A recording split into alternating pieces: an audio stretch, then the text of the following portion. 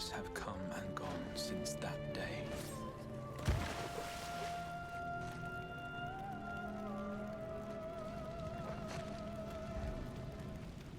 How many years have I waited for this moment?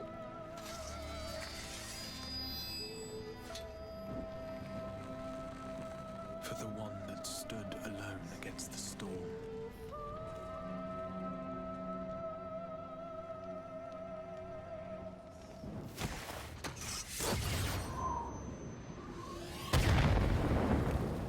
For the one they called.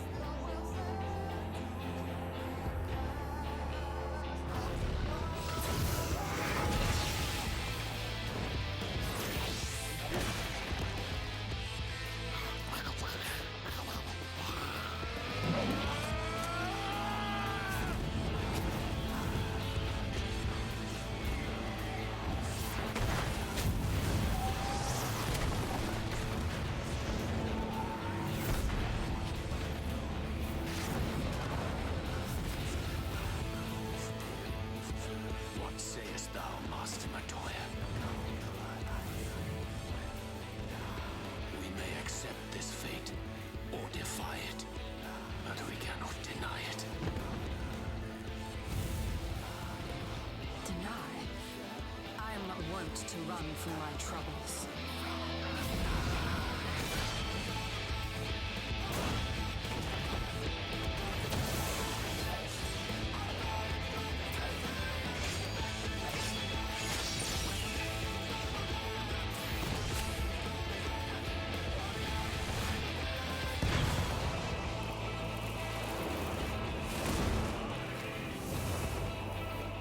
Until our friend returns, I will hold the line.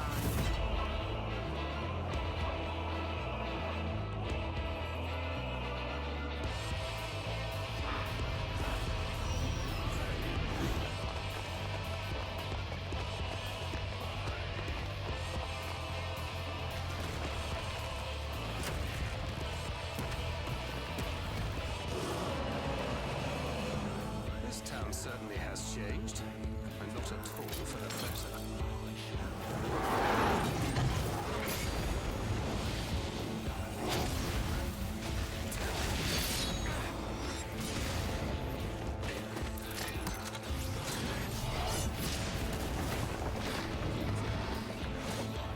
I'm not going anywhere.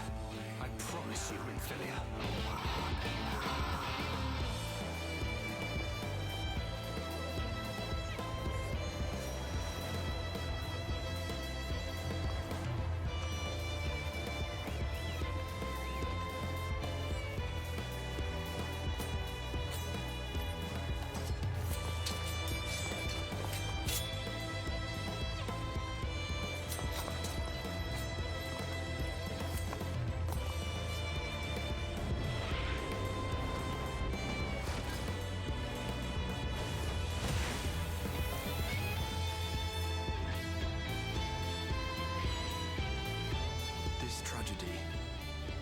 Even the seventh umbral calamity must be undone.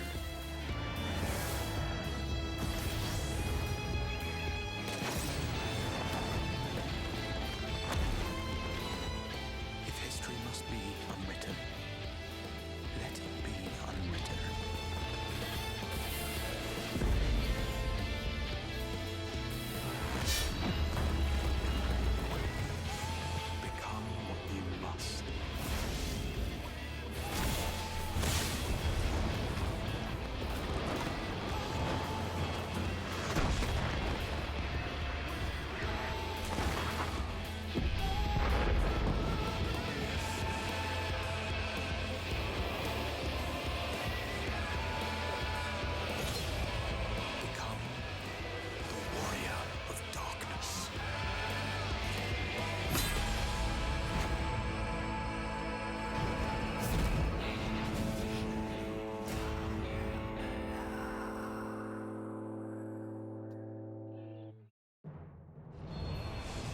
Hi guys, welcome back to the stream.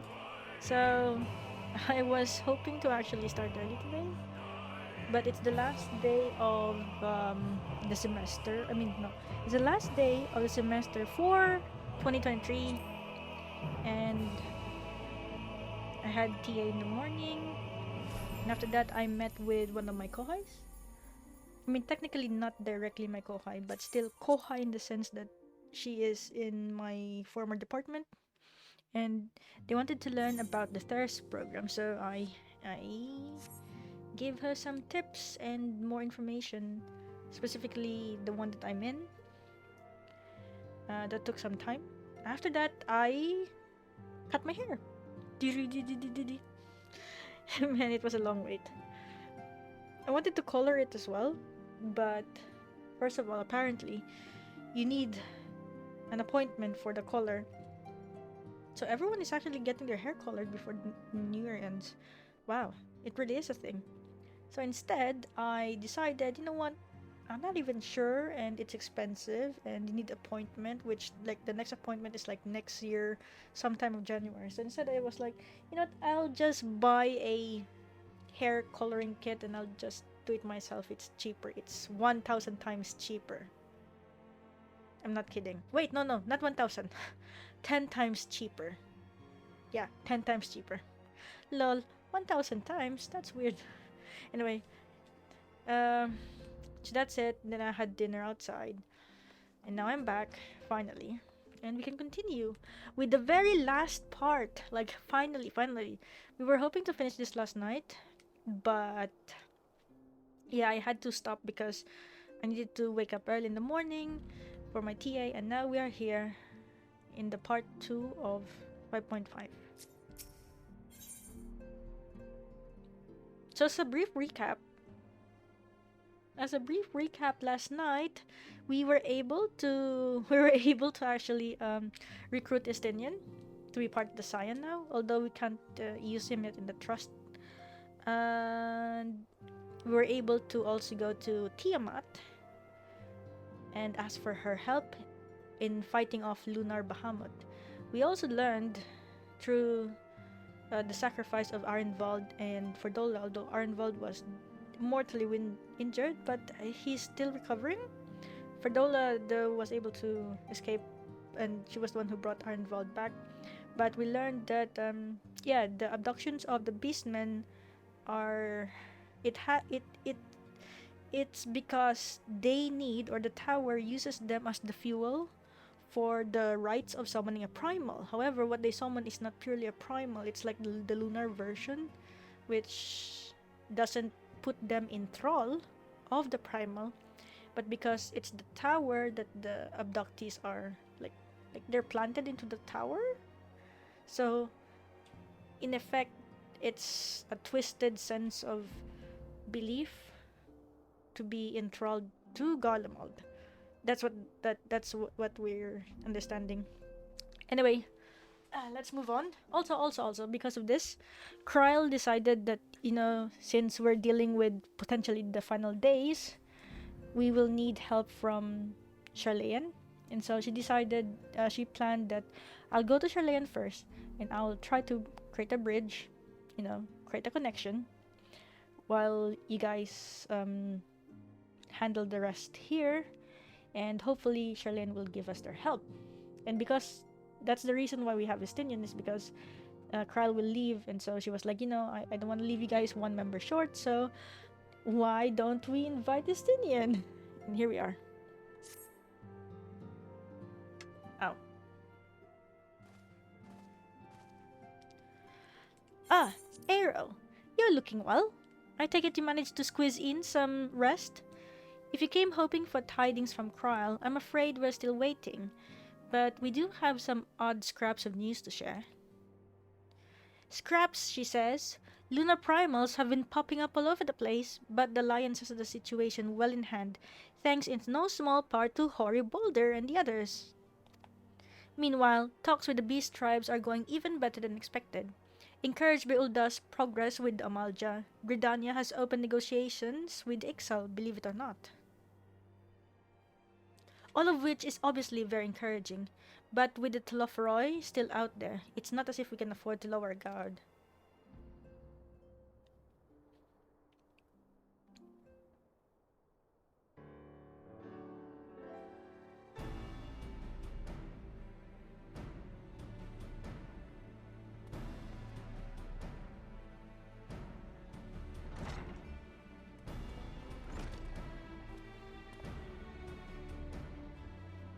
Begging your pardon, but I come bearing an invitation from the Alliance.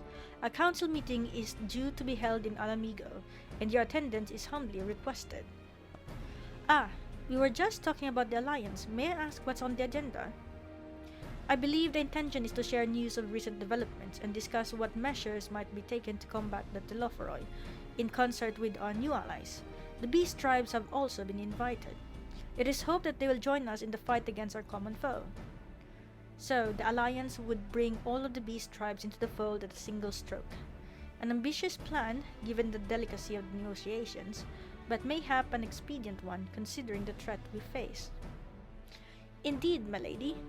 And for their part, I'm told the Beast Tribes have agreed to attend. If the Scions too are present, all of Eorzea will be represented.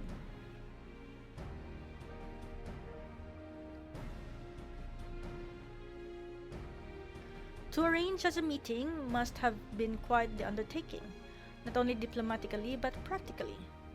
Pray inform the Alliance that we would be honored to participate. We shall make for Alamigo without delay. Then I will bear your answer, Thither, with all haste. We look forward to receiving you at the Royal Palace.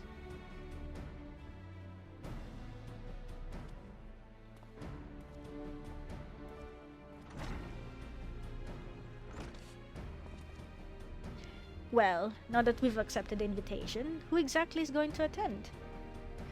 I move that you and Y'shtola lead our contingent. Given how long you have worked to end summoning, it is only right that you be present for what promises to be a historic moment. I think we've all played our part in that little endeavor, don't you, Aero? All present may rightly claim a seat. I do quite agree. But by your leave, I believe I shall remain here and lend what assistance I can to the coordination of our defensive efforts. I'm not coming either. Emmerich will be there, and I'd rather not be interrogated. Oh my gosh, Justinian, why are you hiding from Emmerich? Very well then. While those with a mind to hold the fort get on with holding it, I suggest the rest of us make for Alamigo. Shall we?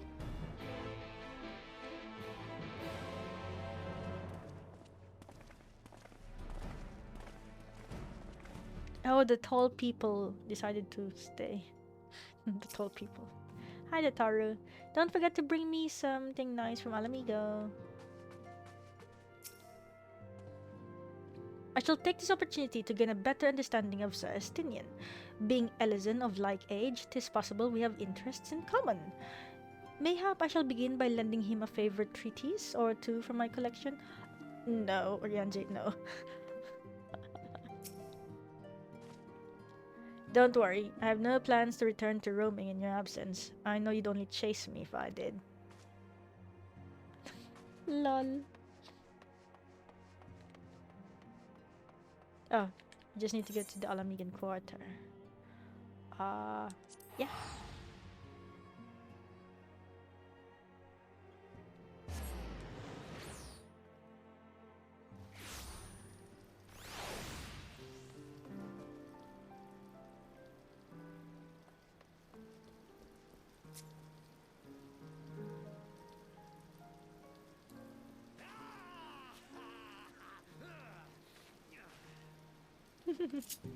Aero, she's not there. I am asleep. Okay, finish being a dork. Let's go. So we're here. The Alamigan Quarter. Ah, wait. Actually, you know what? Before that, let's go to our summoning bells.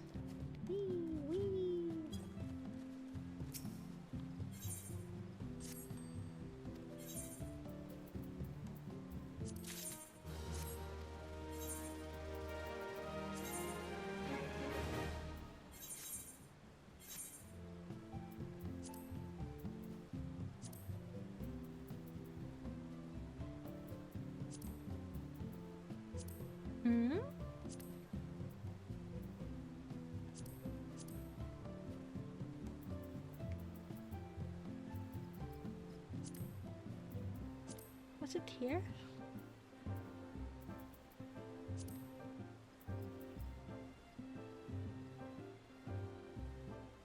Oh, I could use this, I guess. Wait. Huh? Oh, maybe it's not enough yet. Okay. Never mind. Wait, what did we sell? We sold something. No, sale history. Oh, salvage materia.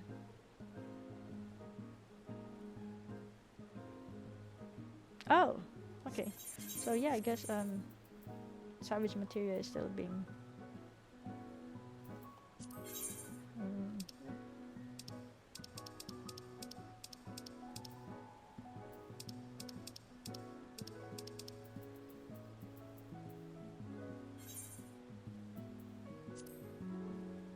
How much did I sell it? 4,300.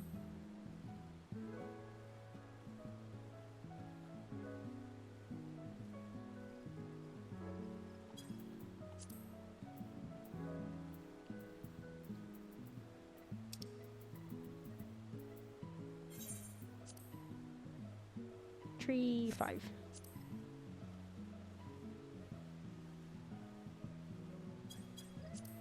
Okay. No, wait, no, not hunting. Okay. What about Firestorm?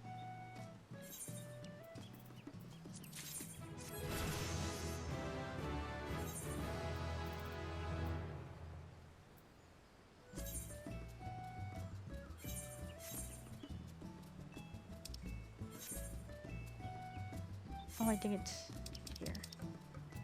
Can I give you? Yeah. Oh, wait, no. Wait, what about defending? Oh, it levels 18. Oh, wait, no, not defending. Slaying. Should I give it? No.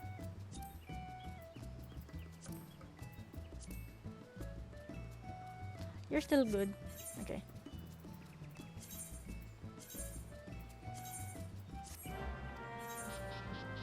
Okay. So, Nani? Wait, what? Oh, the guild that we earned from selling. Okay, never mind. Thank you for your service. Now, we can go. London Quarter.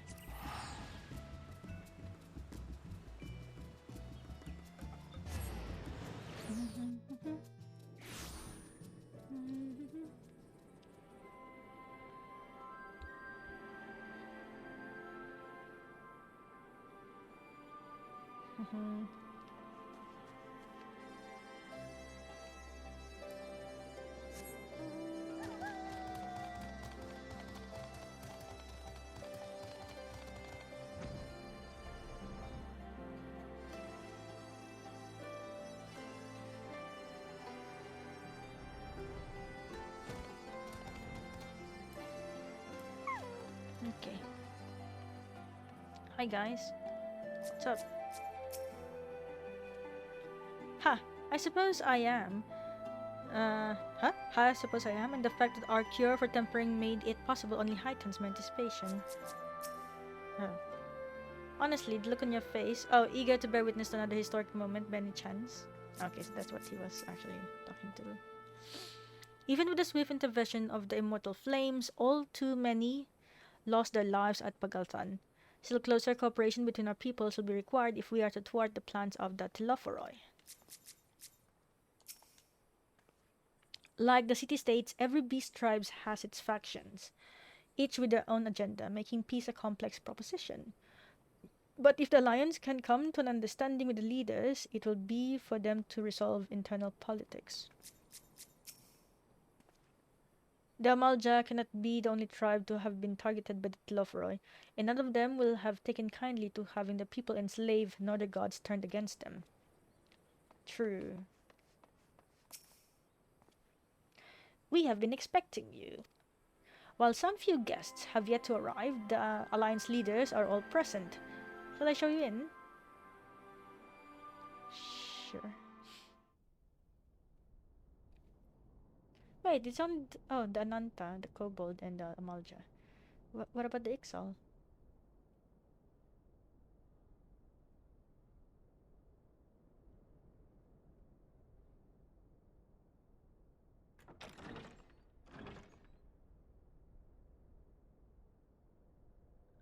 Oh!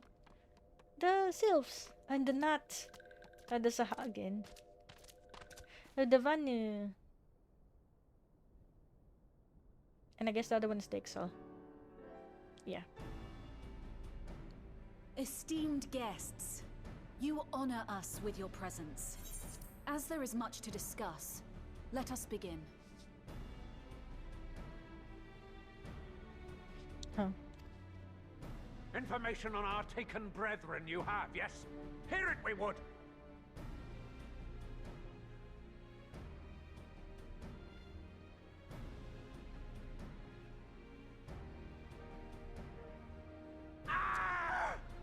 Beyond forgiveness these featherless ones are! With rivers of blood shall they pay! Freed our people must be! We too would see your kin liberated. But ere we attempt their rescue, we must first find a means to negate the risk of tempering. Without that, we will be unable even to approach the towers, let alone contend with their defenders. If all else fails, I've always found cannonballs quite effective. And what of the prisoners? Would you see them slaughtered? Think for a moment. Ponder, consider, think. If Merlwyb truly intended to bombard the towers, she would have done so by now. Remember, we came here to find a solution together, did we not?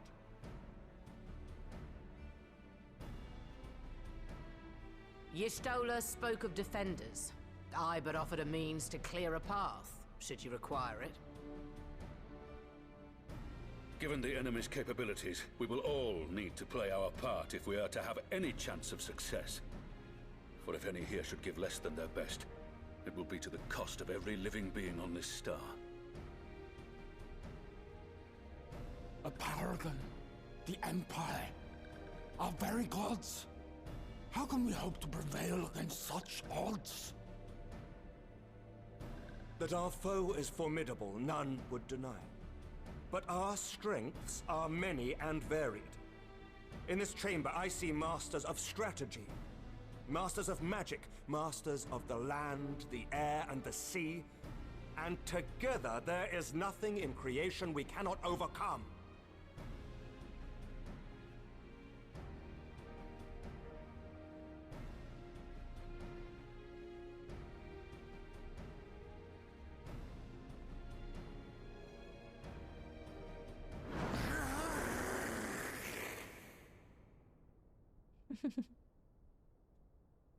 Americ's like... I beg your pardon? Emeric. He's like, eh? What is it, Soulwalker? Do not express your passion thus. A little quickly will have deals, perhaps. Suffice it to say, I am proud to be counted amongst Eorzea's finest. We Sahagin will play our part. We kobolds have not forgotten the crimes the Overdwellers committed against us in the past. But today we look to the future, as allies united in purpose.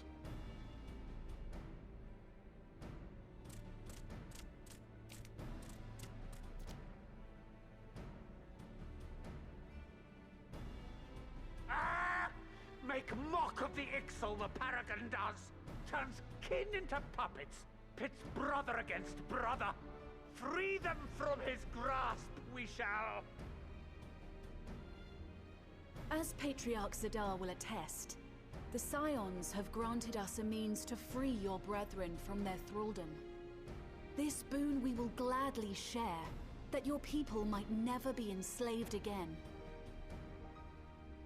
We accept! We accept! Praise be!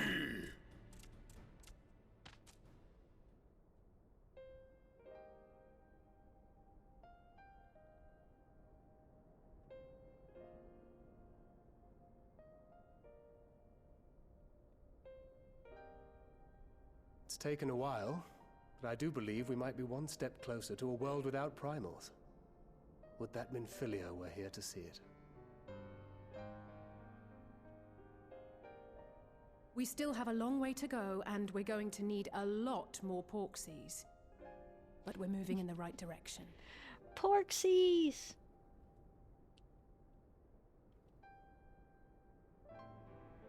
If I may have your attention, there is one other point I would like to raise. As we can all agree, freeing those held captive must take precedence over every other concern. But experience has taught us that none save those with the capacity to resist tempering can hope to enter the towers unscathed. And even once inside, a still greater threat may yet await them, that which we call a primal. Needless to say, if we are to succeed, engaging with such foes can only ever be considered a last resort. And so I move that we seek to prevent them from being summoned in the first place. Yes! Both prayer and ether are needed for the ritual. Should either one be denied, the summoning would fail. Indeed. And so we must endeavor to discover the source of the ether on which the process depends. Do so, and it may present a way to halt the summonings, or perhaps even neutralize the towers entirely. A promising proposal. While you are conducting your investigations, however, we will need to remain vigilant, lest the Telophoroi commit further abductions and summon primals ere we have the means to prevent them. To stand a better chance of keeping our enemy at bay, we would do well to coordinate our defensive efforts, sending reinforcements to assist our neighbors when needed. We Amalja would have been overwhelmed were it not for our newfound allies. But say the word, and we shall come.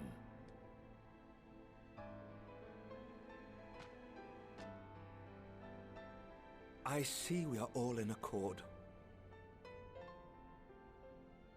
But what are we to call this proud fellowship of ours? I submit that the honor of naming it should go to the scion whose brave efforts have done so much to unite Eorzea. Oh. What say you, my friend? Me? I don't know. I suck in naming things. Yeah. Like, that's the real expression there. I would call it the Grand Company of Eorzea. I would call it... One moment, please. Yo, this is Aero's real thought process, though.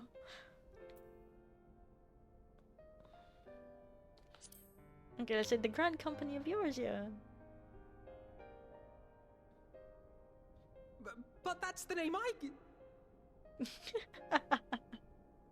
A fine choice. For there is none here who does not love Eorzea. Sorry. Aye, in that we shall ever be united. United in our gratitude for the realm that gave us life. It's like, sorry, Alpha. Then let it be recorded that on this day, the Grand Company of Eorzea was born. Alpino. He's like, oh, that was my dream.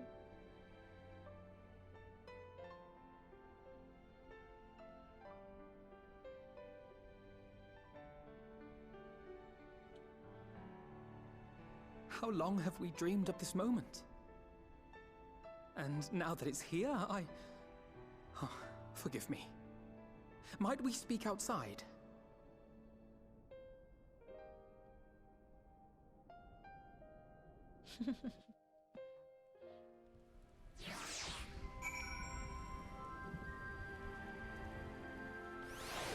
Wow, we really are outside. And it's raining.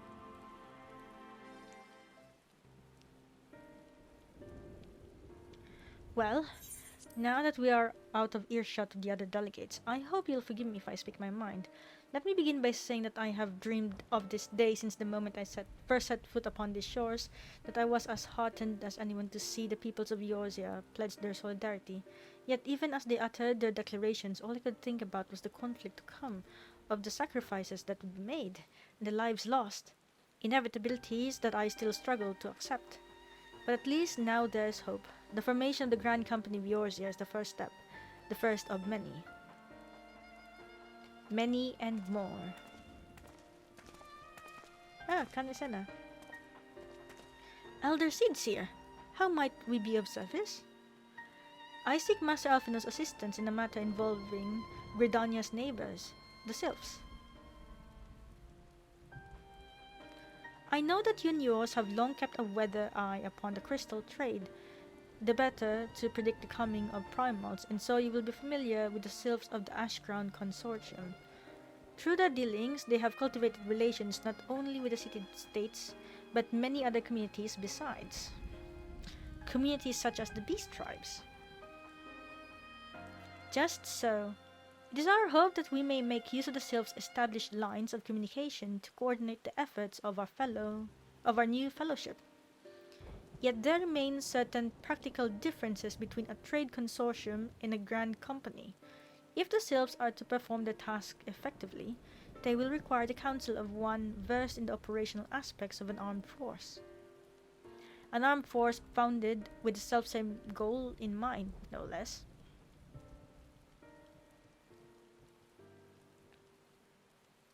The Crystal Braves, yes.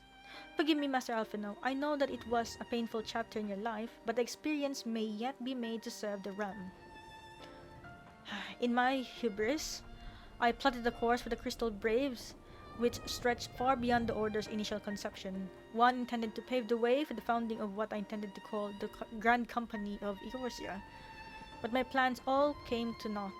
Built upon a frail foundation of lofty ideals, the Order was doomed from the first to collapse under the weight of more worldly interests, and I have no wish to see this new endeavor suffer the same fate. Mayhap I ask too much of you? Not at all. You may count upon my assistance for what little it is worth.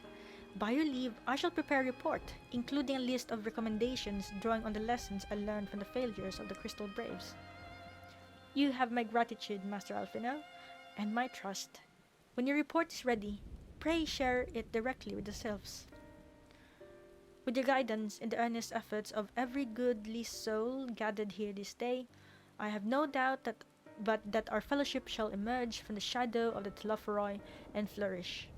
Until next we meet, my friends. You know, Canisena has the only NPC guard who is not yet named. He will be forever nameless. Before committing anything to writing, there are a number of people whose thoughts I would like to share. Former braves, you understand? Might you join me in seeking them out? I can't think of an excuse not to, so yes. As if you have to ask. Thank you. As someone who witnessed the Order's rise and fall, yours would be a reassuring presence. I'll join you. If you're planning to canvass the opinions of your former comrades, it'll be a lot quicker if we share the task of questioning them. Then mayhap Graha can lend a hand as well. I shall accompany Thancred back to Rising Stones. Between us, I dare say we should be able to provide an accurate enough account of the day's events.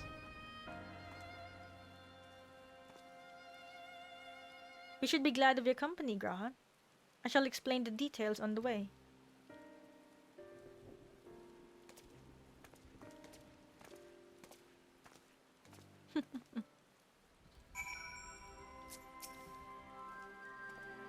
It will not be easy to revisit the past, but sometimes one must look back to see the way forward.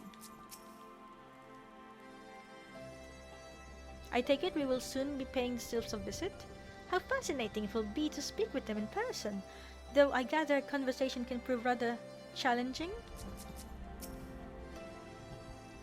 So, what's the plan, brother mine? Before discussing the task at hand, I should probably admit that the report I proposed is largely written. Not long after that fateful day in Ul'dah, I penned a detailed account of the organization's history, from the events that led to its inception to the failings that brought about its demise. This I did primarily as a means of taking some semblance of responsibility. Never did I imagine that it might later be referred to by those seeking to form a similar organization. And while I made every attempt to be objective, the account was mine alone, its events viewed from my singular perspective.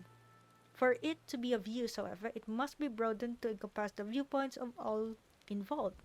Only then can it answer what seems to be the crucial question, namely, why, after the Crystal Braves disbanded, did some members choose to remain with us while others did not? That's true. I see. You think the answer will tell us something about the nature of the ties that bind our new Grand Company together, and that this knowledge might help us to prevent it from falling apart when those bonds are inevitably tested. That is my hope, yes. But the questions I would ask are uncomfortable to some. As the former commander of the Crystal Braves, I doubt that those who abandoned the cause would welcome my inquiries. Then Gra and I will just have to try. Meanwhile, the two of you can talk to the ones who kept the faith. A fine suggestion. Have care, however, certain of my former comrades are of questionable character, so keep your wits about you and let us reconvene in Gridania later on.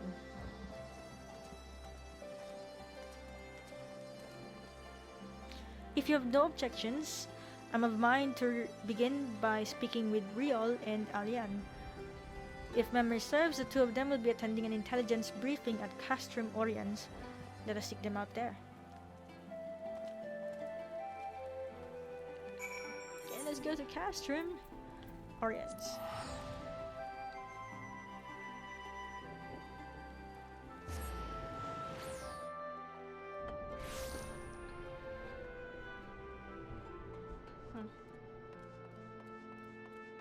Oh, there they are. Real.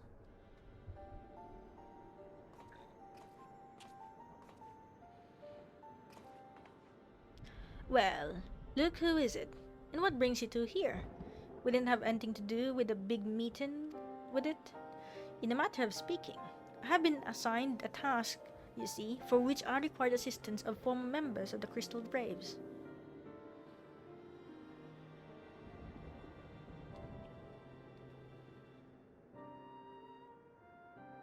So, you want to know why we decided to stick with the science, eh? Ain't an easy thing to put into words, that.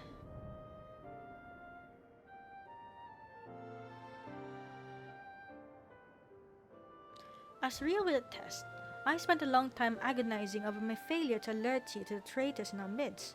For my negligence, I was captured along with many others, and we were powerless to prevent the tragedies that ensued. Not a day goes by that I do not think back to those fateful events. By joining the science, I hope to redeem myself, and I will continue to serve the cause for as long as I am able. But that wasn't my only reason. When we were finally reunited in the Rising Stones, you refused to blame anyone but yourself for the fall of the Crystal Braves. And in spite of everything that had happened, everything you had suffered, you took us back without a moment's hesitation. We would not have blamed you had you turned us away, but when you gave us your trust instead, what else could we do but to repay it? Nothing, that's what. As for me own tale, well, I've always felt the science had something in common with me old crew. The duty of the strong is to protect the weak. That was our creed, and I still strive to live by it to this day. But as time's gone on, I've learned that strength comes in many shapes and sizes, from hoary boulder to Mistress Tataru. We've all of us got something to offer, and not one of us is doing it for personal gain, because we believe there's more important things than that, things worth protecting, which is what we being a science all about. Aye, I'm at a loss for words. Thank you, my friends. To hear this from you means more than you know. Forgive me, Aero. Could you give us your thoughts on the Crystal Braves? Why do you think the Crystal ended in failure? Let's soften up the punch first. Well, it's founding ideals were something to be proud of, but ideals alone don't make a crew. For every swab who signed up with good intentions, there was another who was only in it for the coin, the glory, or both.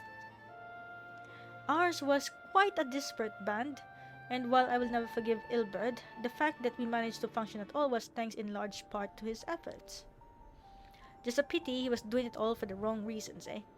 Only takes one bad apple, they say, and the Braves had a barrel of them. Not like the Scions. We might look like a ragtag band of misfits, but deep down, we've all got that shared sense of purpose. And why? 'Cause the Taro sifted out all the glory. Because the Taro sifted out all the glory hunters before they made it through the door. I see. So while our ranks comprise a diverse range of people, each with their own individual strengths, we are all united in purpose. Thank you, my friends. With your permission, I shall make a record of our discussion and refer to it when drafting my recommendations. Until we meet again. Oh man, Real is MVP. He stayed with us all throughout these years. I say years because it has been years.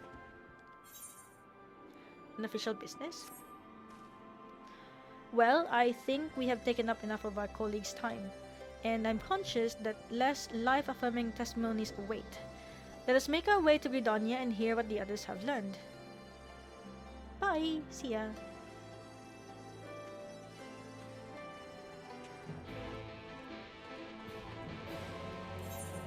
Gridonia.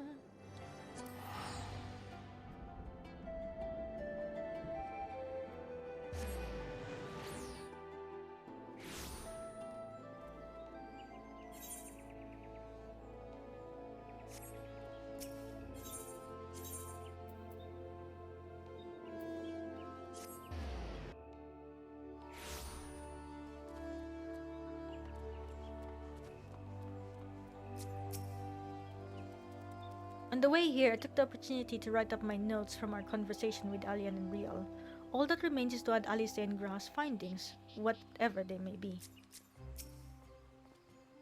When Alice sets her mind on something, there's no stopping her, and her mind was truly set on finding former Braves. For a while, I even feared what she might do to them. But in the event, she was admirably civil, for the most part. Oh no. Thanks to the Taru's ever-dependable intelligence, we managed to track down a handful of former Braves without any great difficulty. Some were forthright, others less so, but we heard enough to form a picture. I must warn you, Alphino, some of their comments were harsh. I can well imagine, but their opinions are no less vital to my report. I seek the unvarnished truth.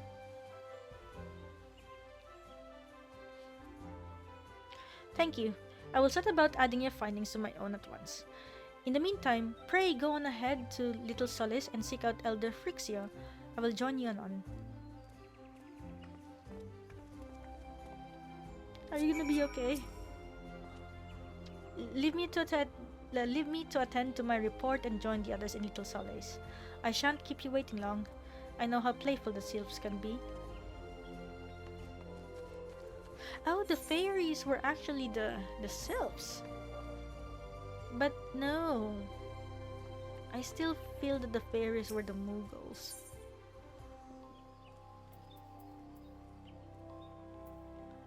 It's in East... Oh, it's not there. It's in East Shroud. I think. Little Solace is East Shroud, right? I think so. If I remember correctly. Yes, it is.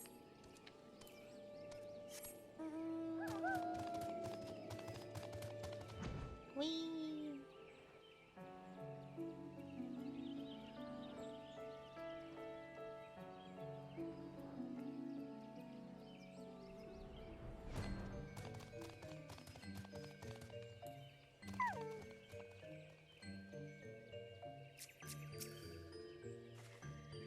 Now that I think about it, of the four of us, only an Alpino have any real experience in conversing with the sylphs.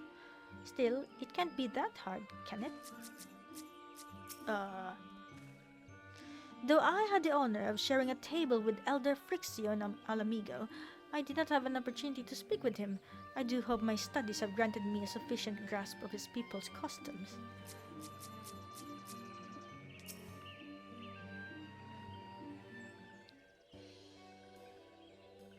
Ah, welcome, Brave One and friends of Brave One. How good it is to see walking once again so soon after the meeting. It's been a while since we last spoke. Should this one perform the customary dance of greeting?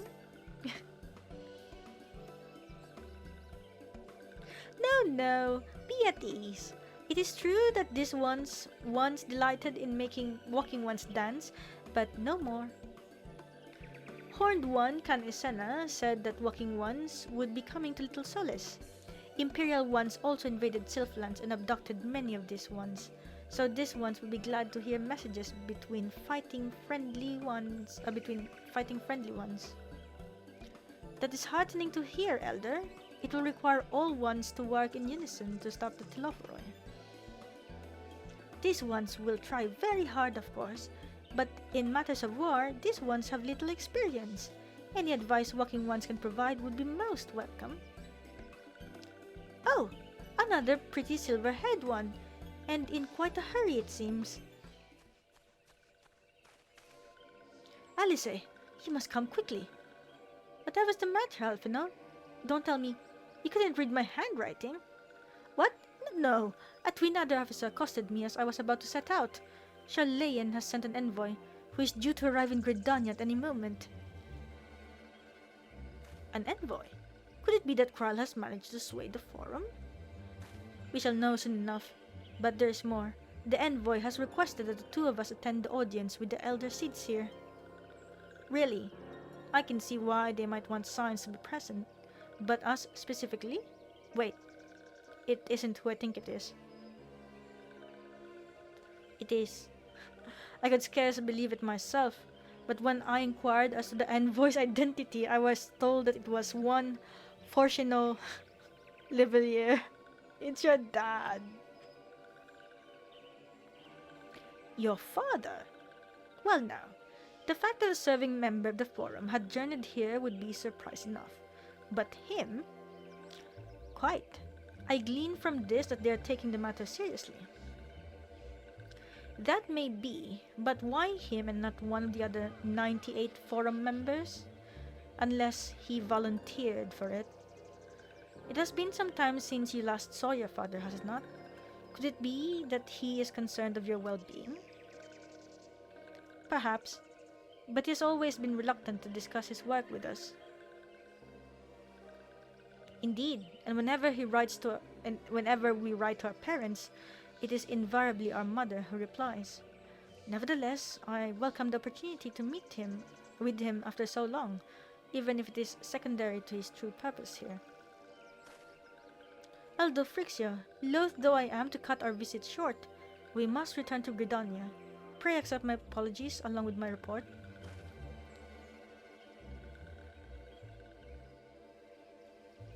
Never mind. There will be time to talk later. This one won't keep walking ones from more urgent matters. Go. The audience will be held at the Lotus Stand, where the Elder Seedseer awaits even now. Let us be on our way.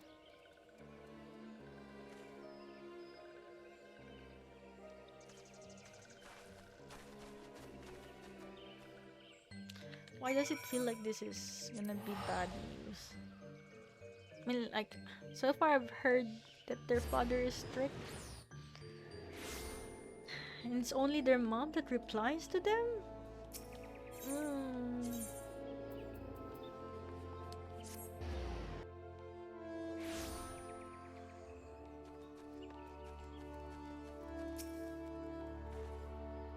Welcome, warrior of light. The Elder Sidsi and your friends are waiting within.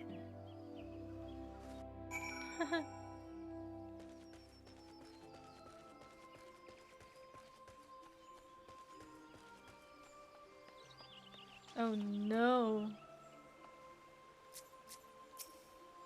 Alice.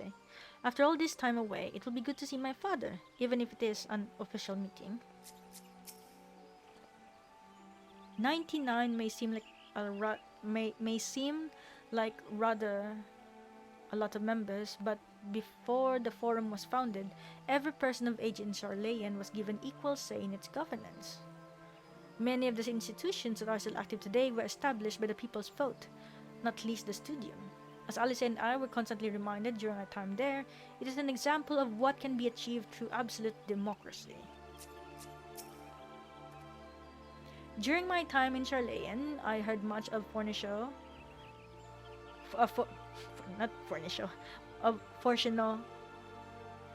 Levellieur. He is a gifted speaker, known amongst other things for the uncompromising application of foreign policy. That's scary, actually. My friends, I thank you all for coming so swiftly. Words of Master Fourchenault's visit took us quite by surprise. When the Alliance granted Miss Krile permission to request Sharlayan's aid, we did not anticipate so prompt a reply, much less that it would be delivered by a member of the Forum. What the nature of that reply may be, we shall soon discover. Oh, is this the first time we're gonna hear?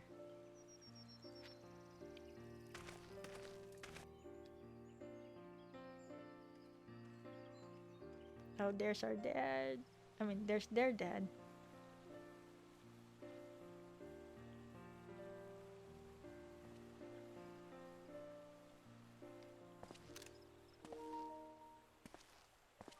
Elder Seeds here. I thank you for granting me this audience. I am Fourchenault Levellieur, here in my capacity as representative of the Forum. It is I who should thank you, Master Fourchenault, for journeying so far and so swiftly. Would that our first meeting could have been under happier circumstances.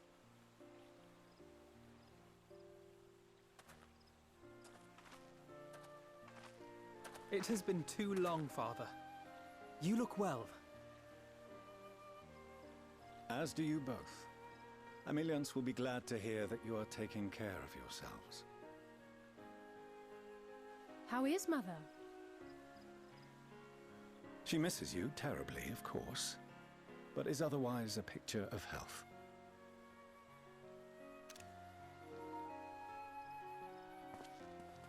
Circumstances apart, I'm grateful that our meeting has afforded me the chance to be reunited with my children at long last.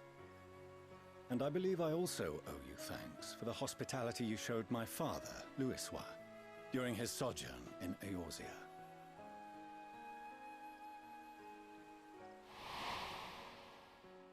All thanks we owe to him.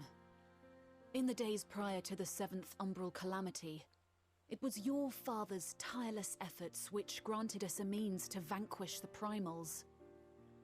Were it not for him, our strength would have been quite spent by the time the Empire arrived. That Gridania still stands is in large part his achievement. He was a great man.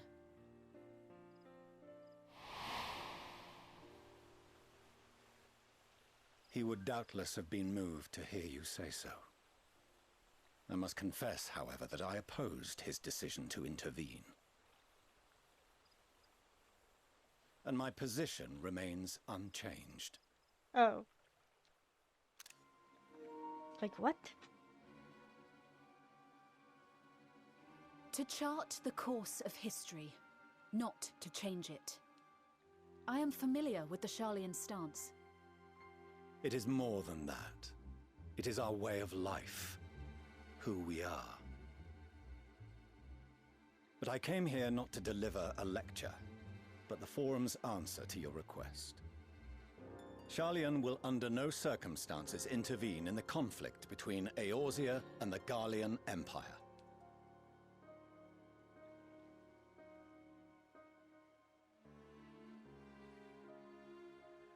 May I ask for what reason the Forum has come to this decision? The final days spell the end not only for Eorzea, but the entire world. The final days? Pray spare me your hyperbole. This conflict is no more than the latest in a series of petty squabbles between yourselves and Garlemald. One in which Sharlayan will take no part. If the final days were truly upon us, we would know. Father, you must ask the Forum to reconsider. You may feel safe on your little island across the waves, but if you imagine the Telophoroi will leave you be, you are mistaken. They mean to kill us all, themselves included. Alphinaud is right. We have seen what the enemy is capable of, the lengths to which they'll go. This is no time to turn a blind eye. If Eorzea falls, so too will Sharlayan. So if you truly love our homeland, you will join us. Now, before it's too late.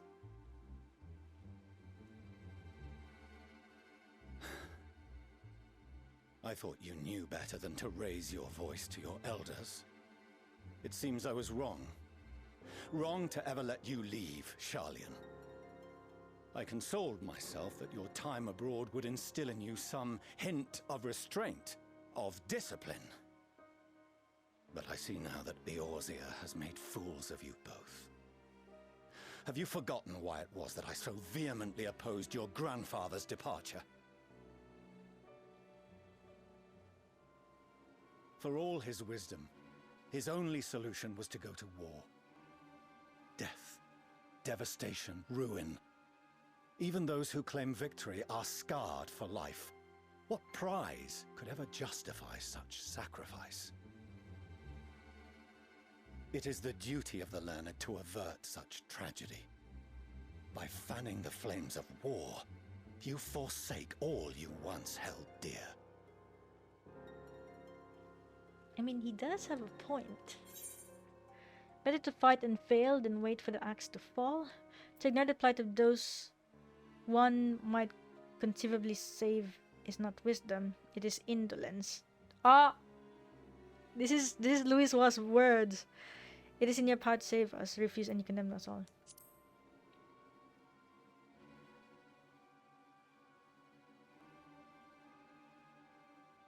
Does he know? Yeah, he knows. I see your friend shares your misguided ideals. But unlike him, you should know better. By espousing such barbaric notions, you subvert the teachings of Sharlayan and place all we have worked for in jeopardy.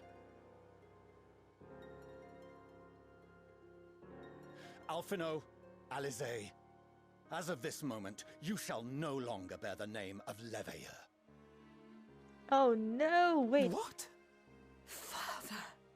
How you choose to live your lives is no longer my concern.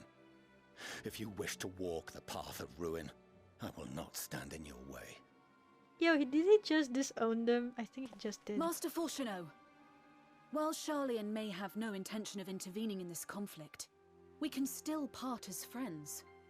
Will you not stay and speak with us, that we might learn of Sharlayan's hopes for the morrow?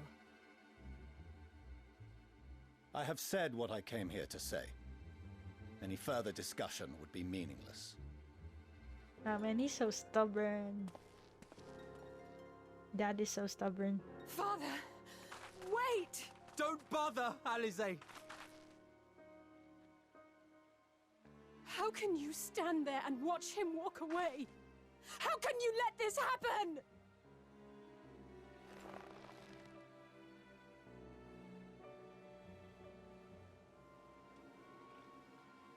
Oh well. That's one family reunion that went south. But man, Fourchenault is actually one of the characters I'm looking forward to meet and learn. It was not so very long ago that we had a friend and neighbor in Sharlayan, and so I clung to the hope that she might yet lend us her strength. But when she forsook Dravania, it would seem she forsook us all.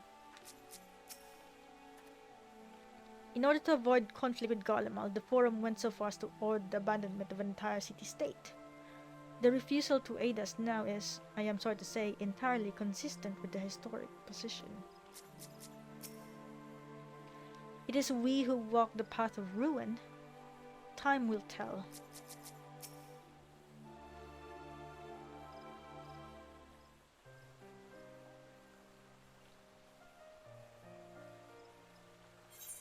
So that's what he came here to say?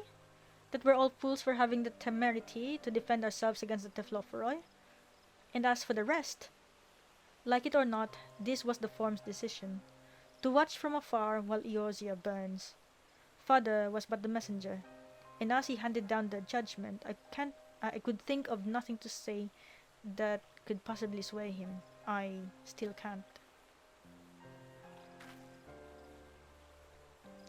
To have prolonged the discussion would have changed little, for it is not only Master Fourchenault who must be persuaded, but the Forum as a whole.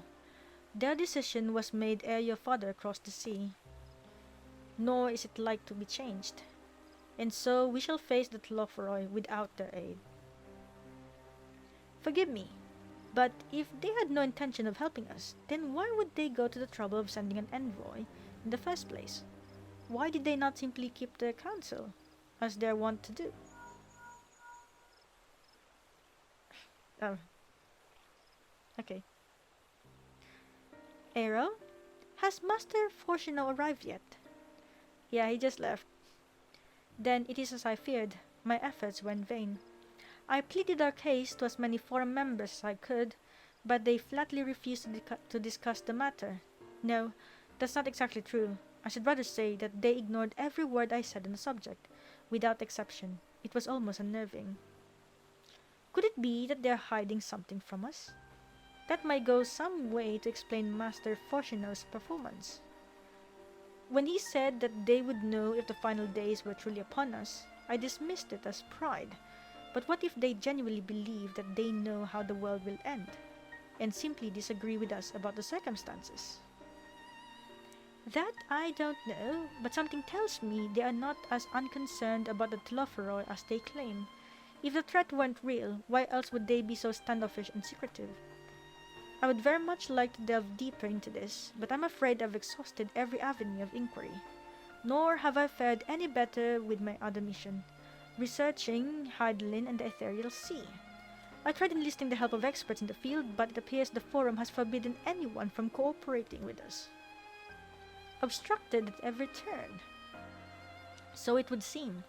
But don't lose heart just yet. With all the knowledge and acquaintances we have between us, we can still find a way forward.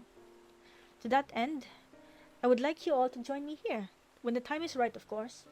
I'm aware that matters in Eorzea stand on a knife edge, but with your permission, I can at least start making the necessary arrangements.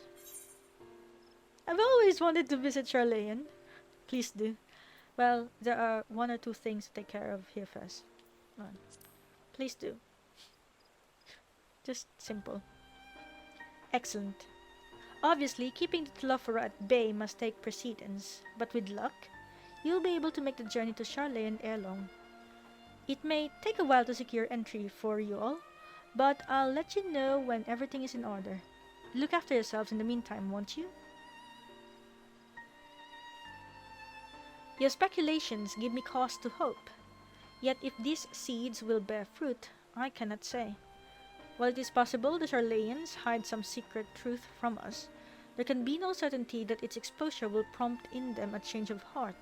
And so for the present, we must needs confront the plight in which we find ourselves. The Forum has refused our request for aid, and it falls to us alone to contend with the Teflopheroi. Even with all of Eorzea standing united, there's no guarantee that we will prevail. What does Sharlayan intend to do if we fail? Go to the moon?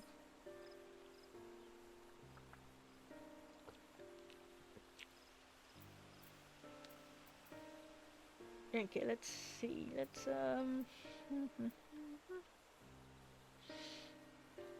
That's actually sounds so delicious, lemon muffin. Golden pineapple juice. Yeah, let's get this.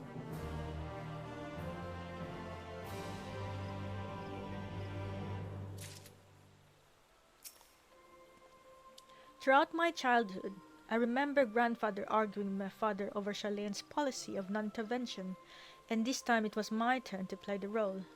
But if even my grandfather could not win him over, what chance had I? If words exist that may sway him, I know not what they are. With their knowledge, Sharlayan could have done so much for the cause. They could have helped us to uncover the secrets of the towers and save the tempered captives within, and yet... gods. The forum includes representatives from all of Sharlayan's central institutions. With them hindering Kral's investigation, she will struggle to make any headway on her own. What's this? Oh, it's the emote. Wait, the title is Death Until Dawn. That's the title of the expansion, so I guess this is the last one. While Sharlayan's stance is indeed disappointing, we can't allow ourselves to be distracted from the challenge before us. Oh crap, sorry, I moved forward. I shall begin by sharing the forum's response with my counterparts in the Alliance. Meanwhile, I would ask that the Scions... grave tidings, walking ones. Grave tidings! Oh no, is it Phrixio? Calm yourself, my gentle friend. What has occurred? These ones who went to see feathered ones sent terrible news. Destroying ones have appeared in Selfatol. Destroying ones and captured ones and even frightful godly ones. Feathered ones didn't stand a chance and were sent flapping and squawking. When did this happen? Is it too late to help them? Too late, yes, much too late, but luckily, destroying ones were only passing through and continued on west. Feathered ones who did not fight were left unharmed. West. That would be Kurthos. Oh hey Jay, welcome to the stream. How are you? Hope you're feeling better. Look, it's the nameless guard. Keeper of the Entwined Serpent. Milady, the Ishgardians report that the Telophoroi have emerged from the eastern highlands of Kurthos and are marching at speed. Though their purpose has yet to be determined, the Cartineau Flats would seem their most likely destination. Lord Emmerich has already dispatched his forces and requests our immediate support. Tell him he shall have it. The time is come for the Grand Company of Eorzea to prove its worth.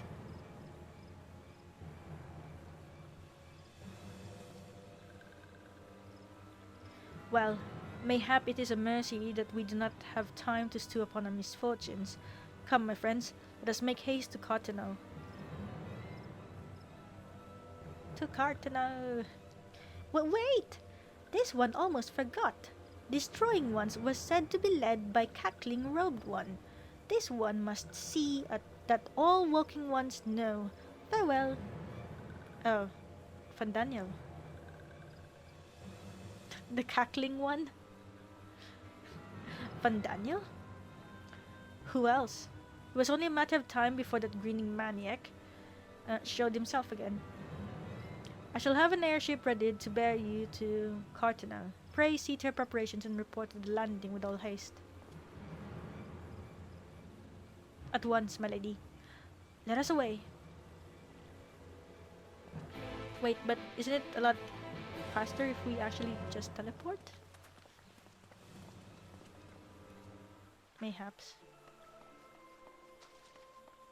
Oh, Jay, you missed Dad. You missed Father. Fourchenault.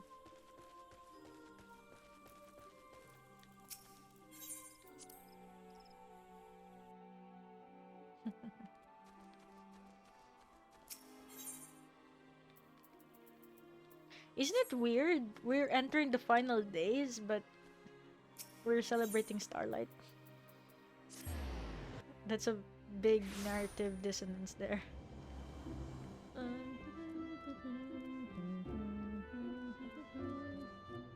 Oh?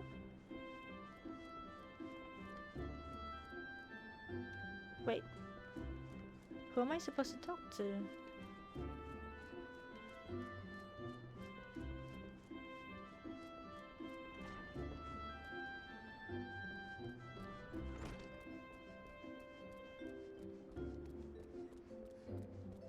Oh, there they are. Fordola!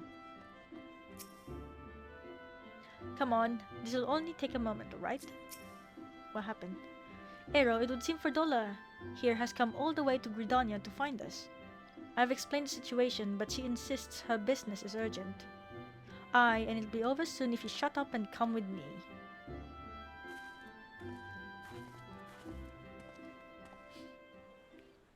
Wait, I hope it's not bad news.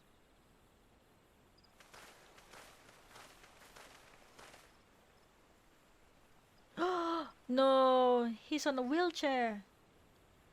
Arenvald.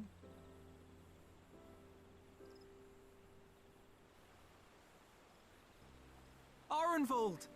I can't tell you how good it is to see you.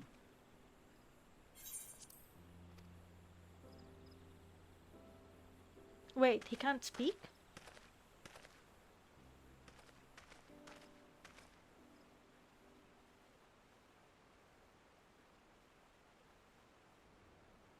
It arrived a lot sooner than expected, eh? The day I craned my neck up at you. Only because you're sitting down. Unless...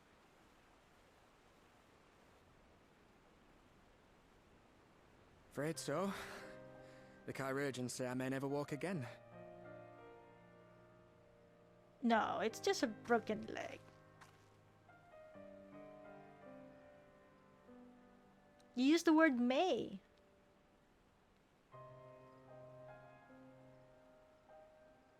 Come on, Alfino, it could be worse. Besides, I didn't come here to dampen the mood. Quite the opposite.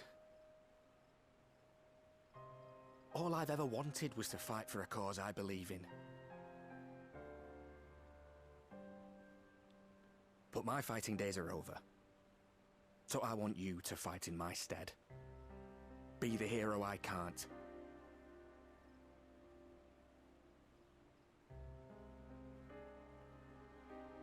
I am no hero. That's what they all say, though. No one ever calls themselves a hero. Even the ones who eat primals for breakfast. It's for others to decide.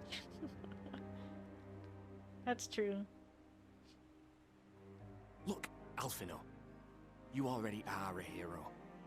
To me and countless others. We see you doing your damnedest to protect us all. And you're not alone, are you? There are people who believe in you, just as you believe in them. We carry the dreams of many. We'll carry yours too. We'll be sure to give your regards to Telefora. Some things may have changed, but the adventure isn't over yet. Oh yeah, because we're an adventure at heart.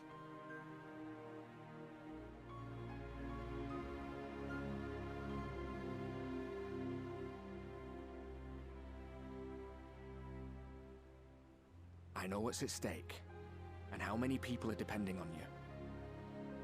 But I believe in you. Believe that you'll see it through. That's why I'm entrusting my dreams to you. Like Albert and Owley once entrusted their dreams to me.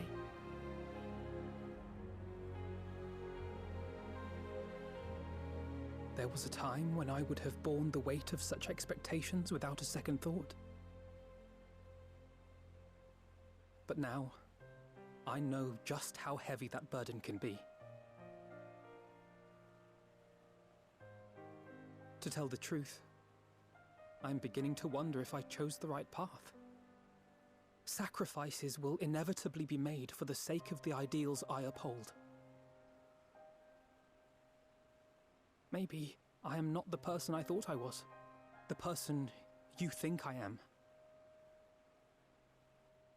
I wouldn't presume to tell you. But I will say this. In spite of everything, you've come this far. The road ahead might not always be clear, but you've never been one to give up or take the easy way out. And everything you do for others. For a brighter future.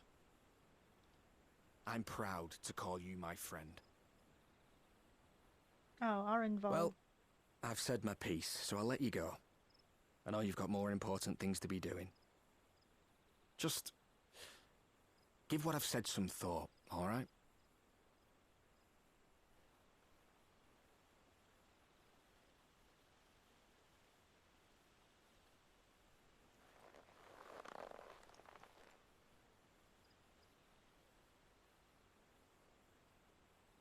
I shall, my friend. And we will meet again soon, I promise.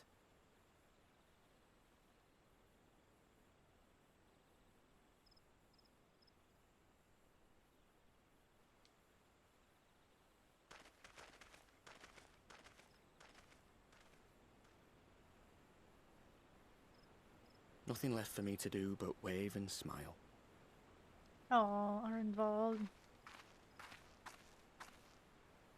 You've got a pretty narrow view of what it means to be a hero. Do you know that?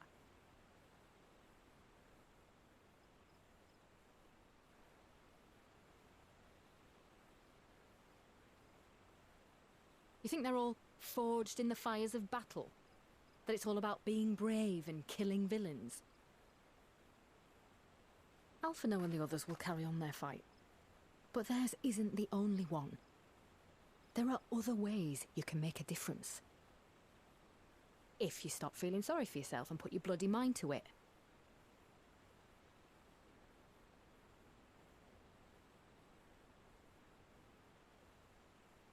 There's not much chance of me living the quiet life with you around, is there? If you're content to twiddle your thumbs thinking of what might have been, that's your lookout. But I reckon you've got some fight left in you. And I reckon you might be right. If there's a way I can still help my friends, I'll bloody well find it. Yay, Arenvald. Oh my gosh, Fordola became a freaking life coach. Well, sometimes you need a realist when there are a lot of idealists. And when the idealist is down, it's the realist who can actually make them see sense. And, you know, find more ways. I rather doubt that Fordola obtained the Chirurgeon's permission before bringing Arenvald halfway across the realm, and solely to deliver a message that they should both have known better. But what's done is done, and I will not soon forget his words. After Paglth'an, I had assumed that the Levellieur would continue to target settlements, but it is plain they considered Self-Atol a mere obstacle on the road to Cartineau. What then draws them to the flats? We must keep a close eye on their movements. It's a Lala Santa. We are having this very serious narrative, right? And then we saw a Lala Santa. That's amazing. You can tell me later what that was all about, but judging by the set of Alphinaud's jaw, it appears to have done him some good. Tancred and the others have already left the Rising Stones, and according to the communications officer, Amalja and Kobold forces are also bound for Cartineau as we speak. They mean to keep the promise they made in Alamigo, and we must do the same by saving as many of the tempered kin as possible. Anyway, the airship is ready to depart. We should get going.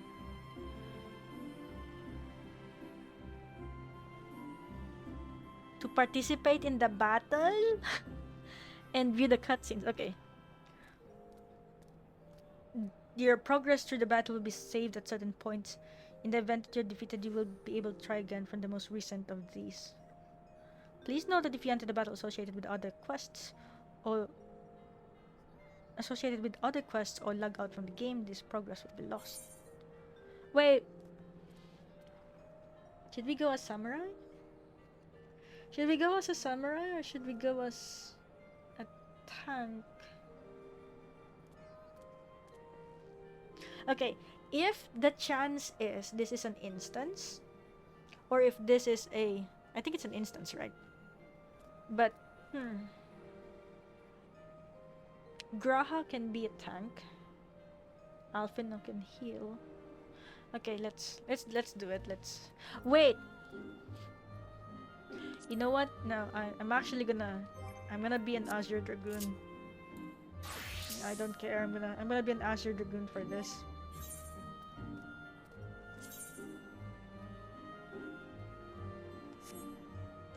So on that note, let's see. Do I have any items that is helpful for me?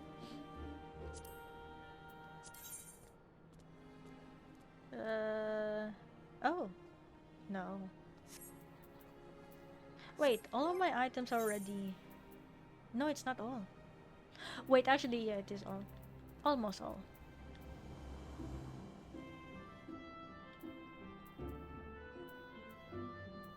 Okay. Yeah, let's be a dragoon. Okay.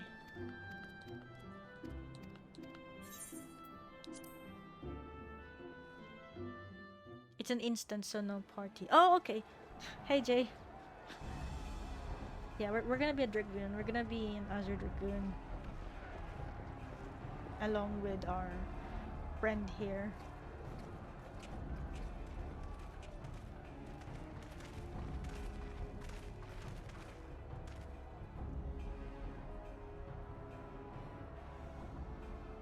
My fellow Scions, as I am sure you will have heard, we can expect no help from Sharlayan, nor are we any closer to discerning the Telophoroi's grand design.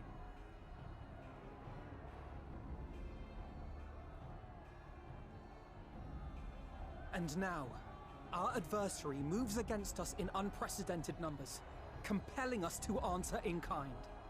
The outlook, in short, is bleak. Yet though our foes are many, and we but few, we may still tip the balance in Eorzea's favor. Of course. We will do what we always do. Deal with the ones our allies can't.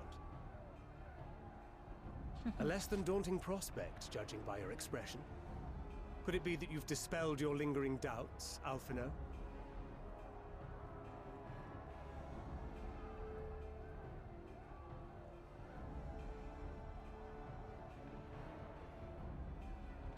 Graha with his green.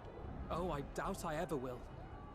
But as my friends have kindly reminded me, I have come this far, and that must count for something.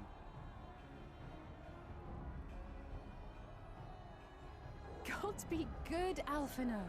That's what we've been trying to tell you all along. For one so bright, you can be remarkably dim at times.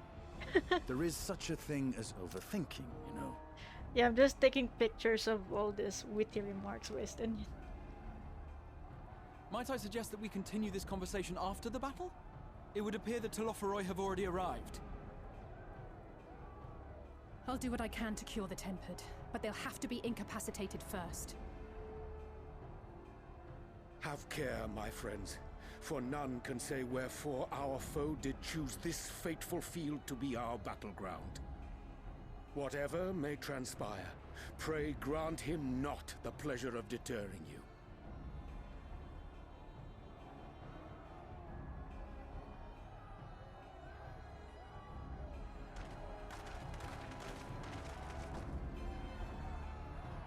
You know, whenever Urianger speaks, I really feel like he's being extra and theatrical and grand, which is just in character. I love it.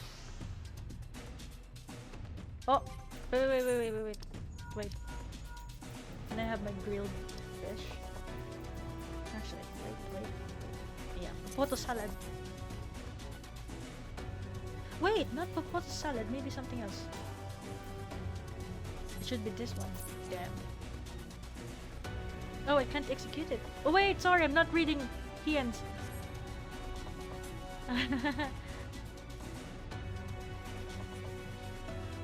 Okay. Understood, they will not elude the science for long. It's good to know that Hien is here. Prepare yourself! Let's give it our all!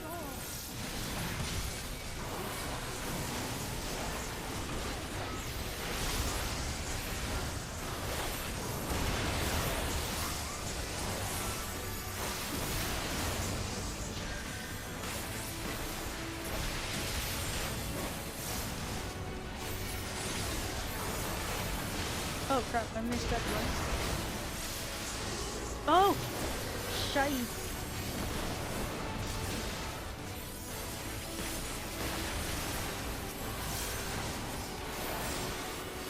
Can I?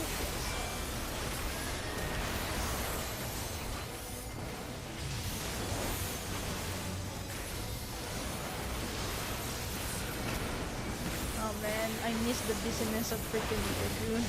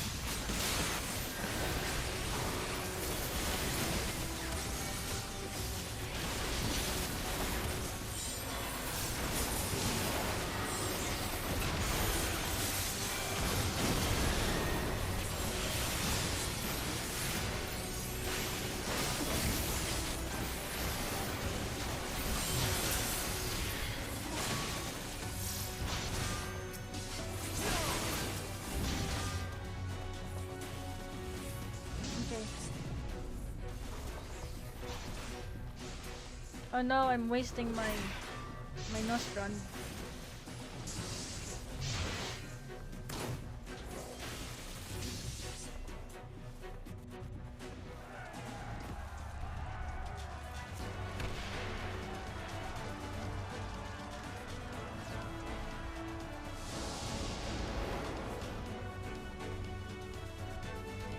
As the signs spread out across the field, Alice and Graha take the fight to the Telophoroi. Wait, am I gonna be okay? Control. Wait, I am going to be controlling them. Wait, no. Oh my gosh, I am going to be controlling them.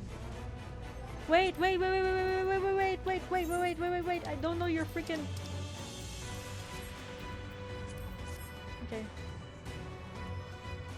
I don't know this. Okay. Oh, this is a cast. What?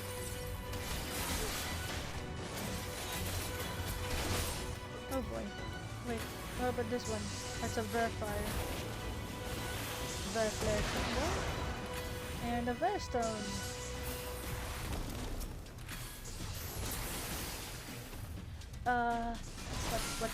What's next? What's this? Oh, okay.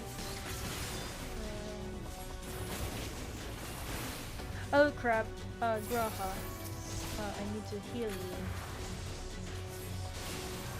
What's a Contra 6? Oh, okay. Yes? Allow me. Oh, maybe I shouldn't have done that.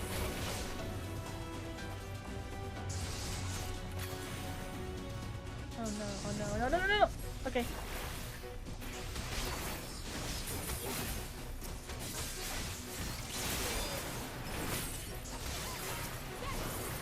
Oh, okay.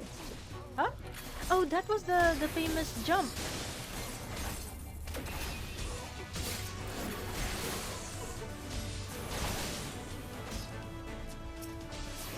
Let's cure. Oh crap. Graha. Okay.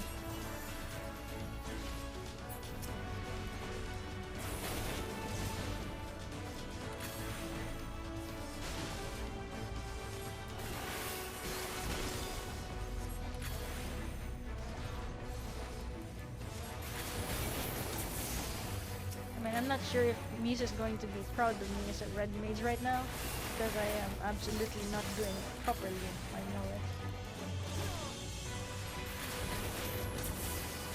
Graha.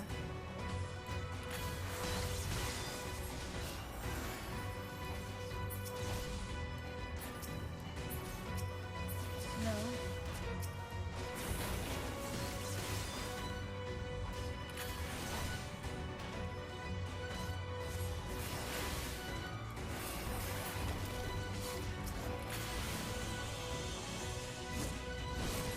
Yo, Graha tier is just the beginning. Right behind.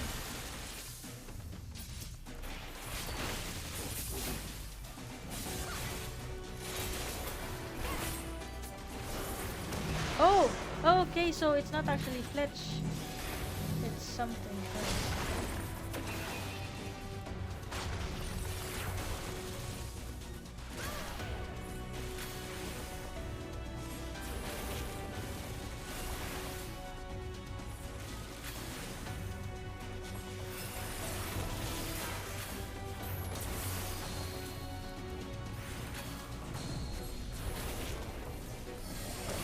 Oh. Oh wait. Am I the one with the bomb? I am the one with the bomb. I'm sorry, Graha. Oh my gosh. Okay. Well, I anticipated that one.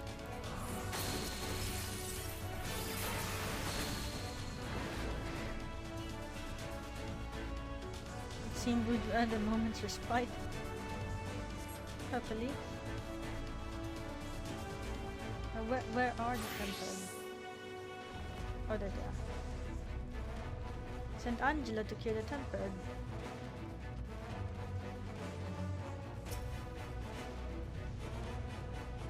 How? Wait, how?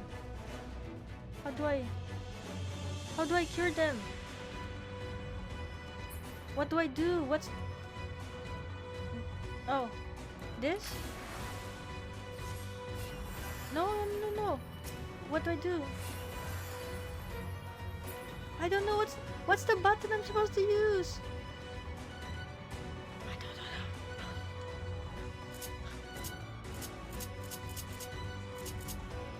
know. Dude, yo, I lost Alice's.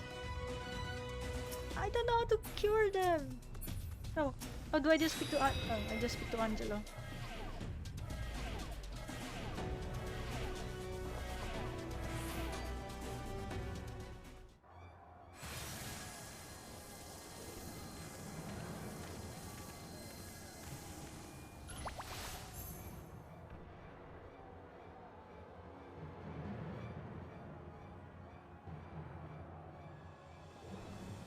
Oh, it's Fandaniel.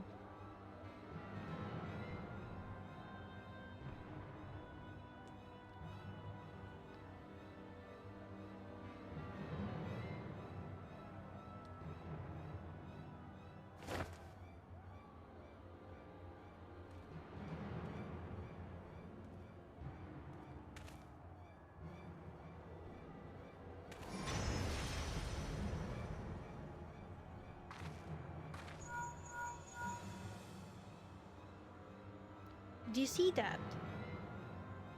The glyph? Yes. How worried should we be?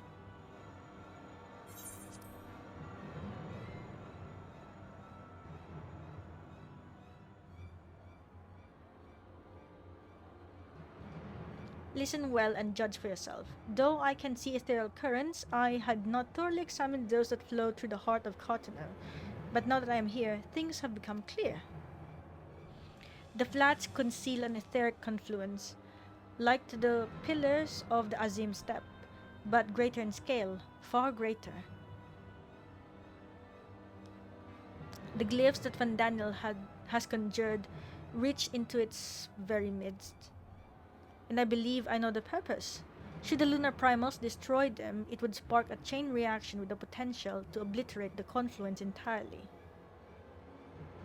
The resultant disruption to the flow of ether would sow chaos among the elements, prompting earthquakes, floods, and tempests large enough to lay waste to the realm.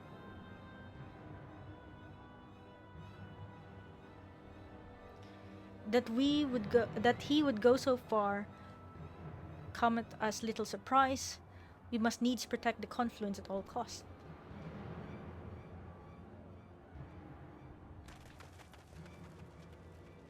Oh, it's our turn. Defeat Lunar. Odin? What? Oh, I'm Urianger. Oh, okay, Astrologian. Okay. But not at this level?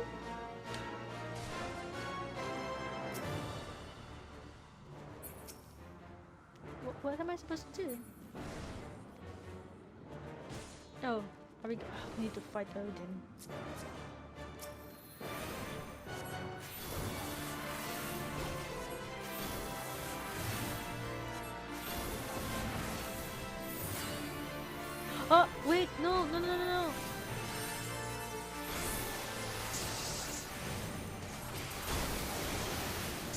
Oh crap.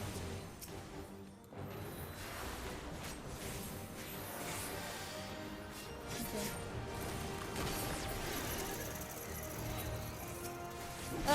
Isuna?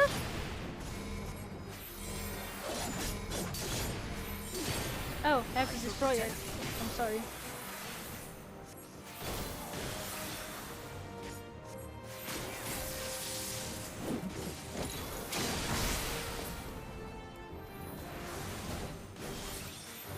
I was like, Isuna?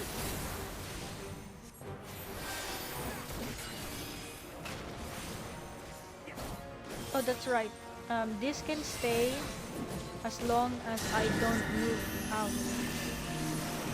of position, I believe. My turn.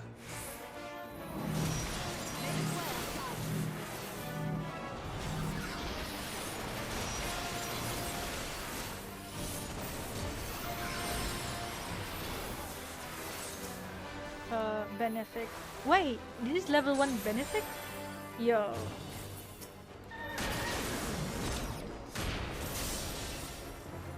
This does not bode well. We'd best brace ourselves. Oh crap.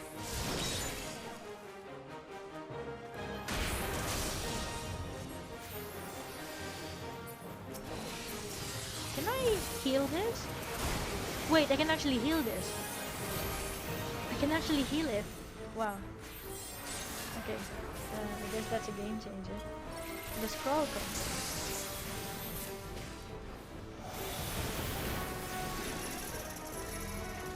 No.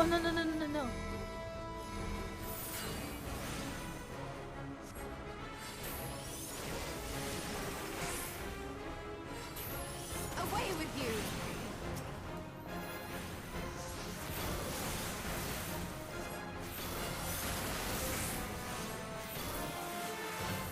The best defense is a good defense!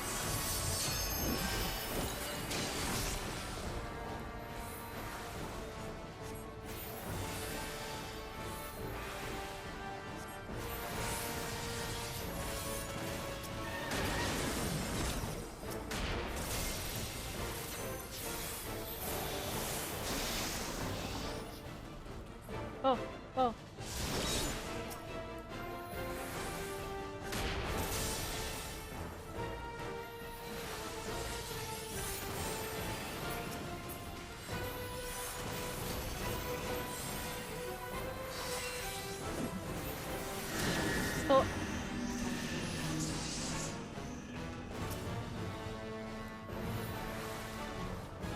Oh crap.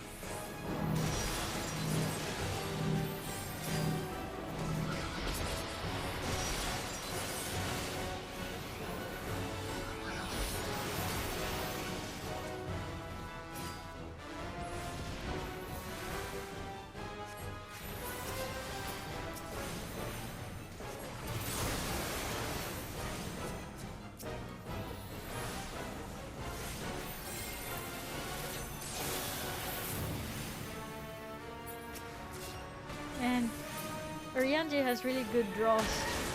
Why don't I get these good draws? It's not fair.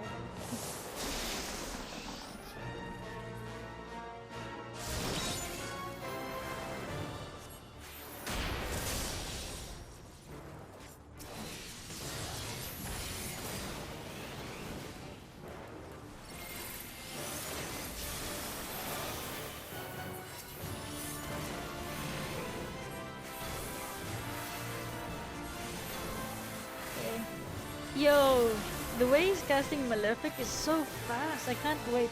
Will I actually be able to cast Malefic that fast as well? Because that's just awesome. Malefic 3 also.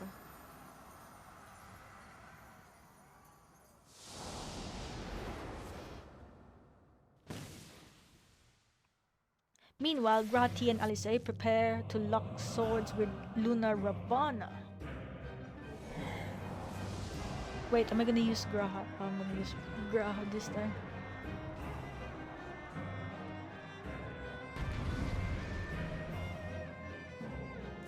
Graha.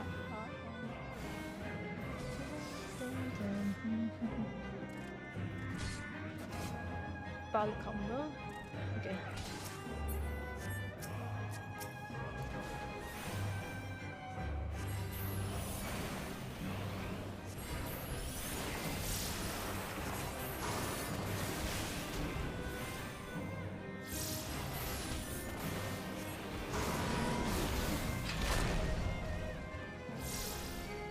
Oh.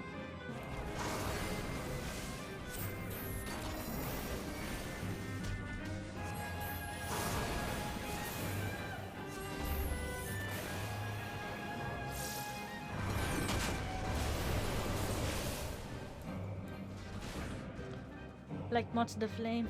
Oh. Crap. No. What's a good? I don't know. What's a good?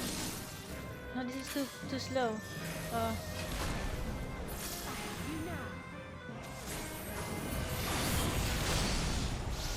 What? I don't know. I don't know what's a fast. Yo, I have to do it again? Resume from mid. Okay, resume from midway. Okay.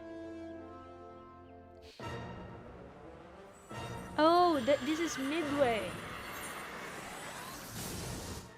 Okay, I need to figure out how to use Graha.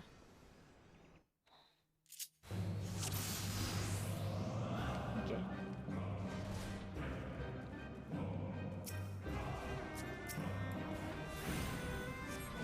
Wait, let me try Thunder. Thunder is also slow. Blizzard.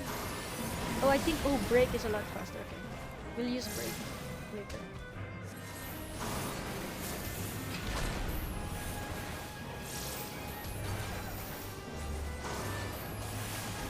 Oh crap.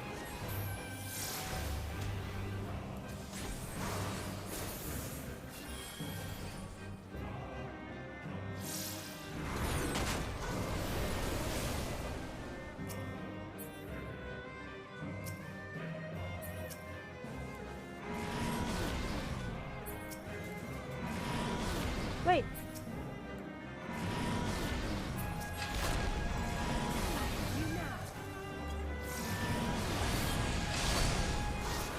Oh. Oh. No. Which one should I use Break?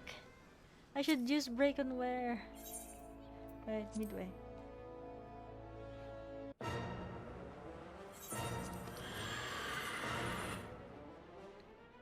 Okay, we finished with Odin.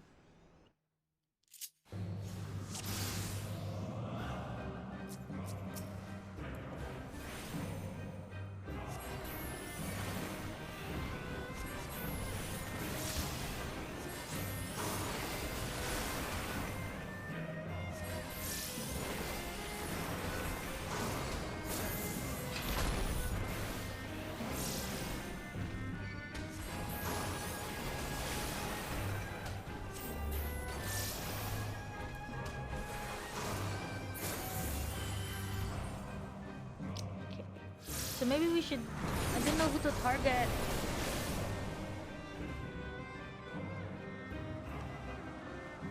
So maybe I should target the moon? Okay.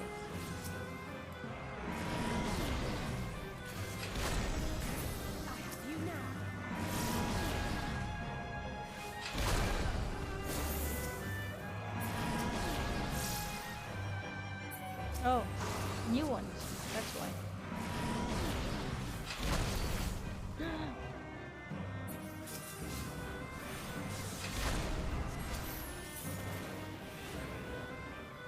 Okay.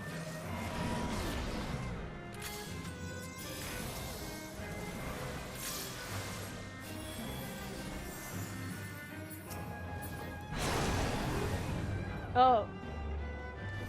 This one.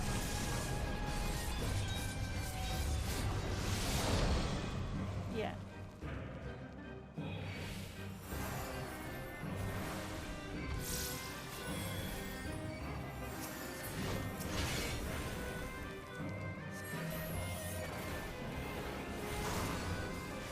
And thunder. What is Medica?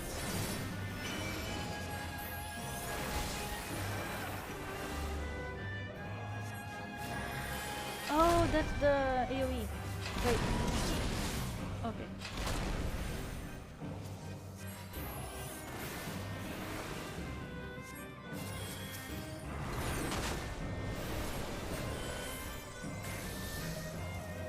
Huh? Huh?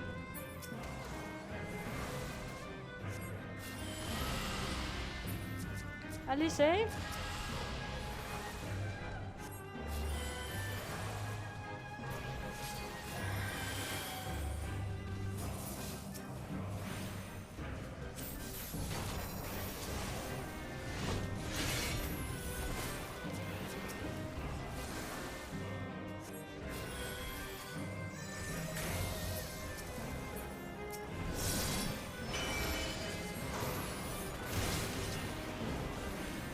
Oh no, I don't have any more Aether.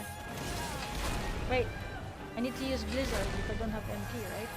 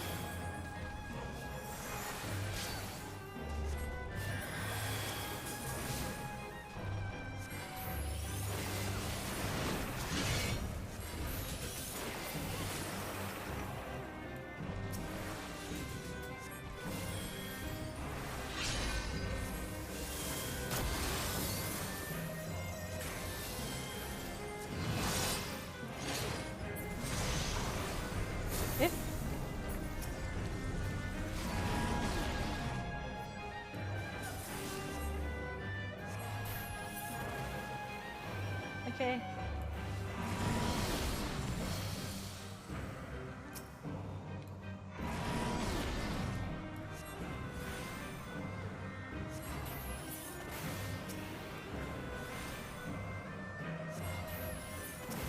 Oh, wait, wait! Oh, crap. Too close.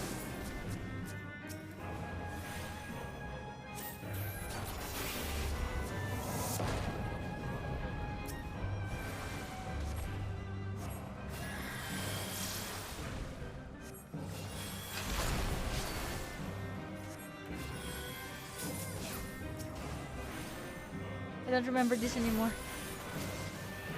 Really? Well, apparently there's a series of fights. You're gonna fight all the lunar primals. Okay. Yeah, I guess I would not have finished this last night at all.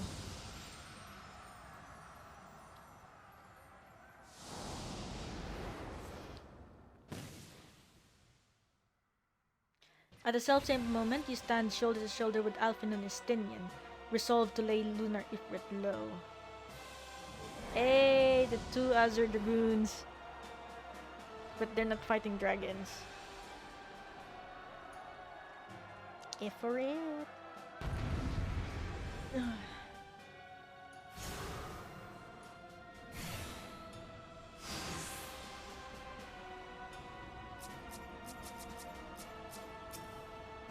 Okay.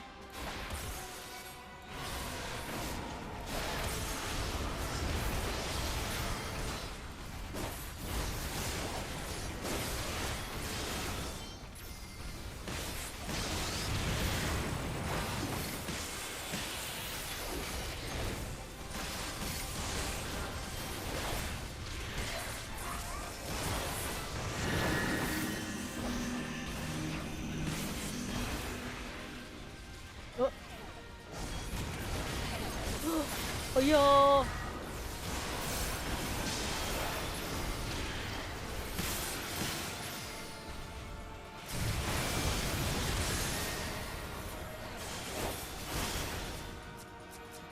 Estinian?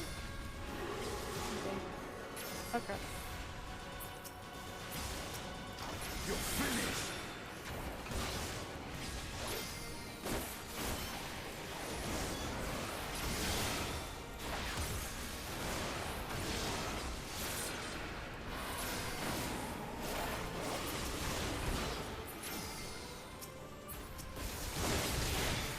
Forgot about the nails.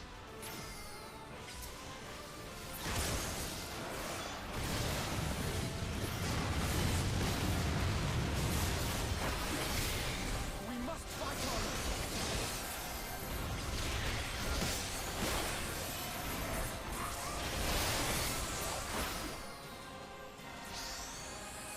Where is he? There. Oh, fudge. Okay, let's hide. Let's hide with everyone. Yikes.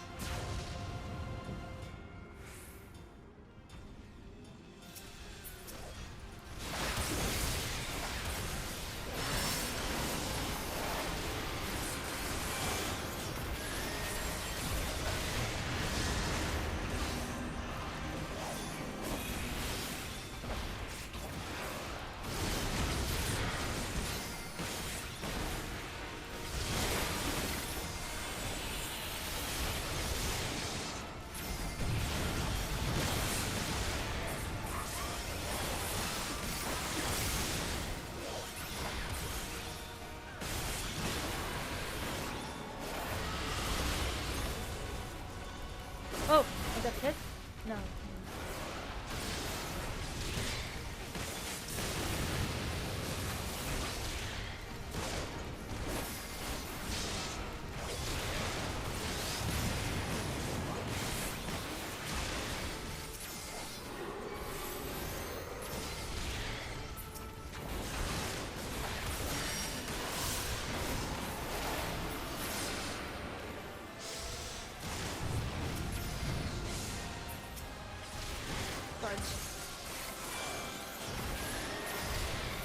I don't want to use up my freaking. So it's come to this. Yo, freaking Estinian? What the heck is that? Yo, what the heck is Estinian? He just multiplied himself and doing so many freaking star divers. What the heck is that?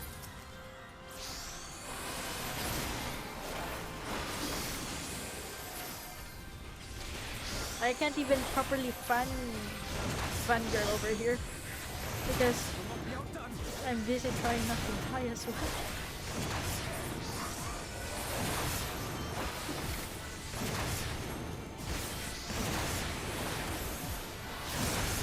Yeah, you think you're the only one who can do that? Here you go.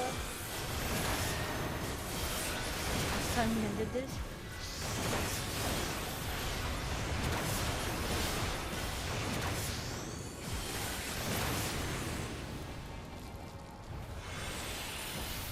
Okay.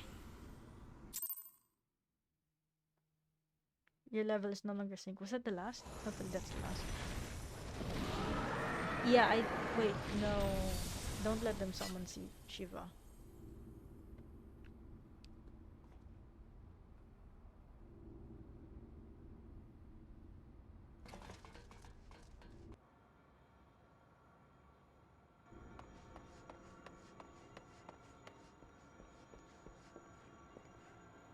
Oh, Fandaniel.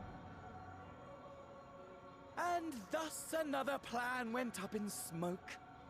I am beginning to see why Lord Xenos thinks so highly of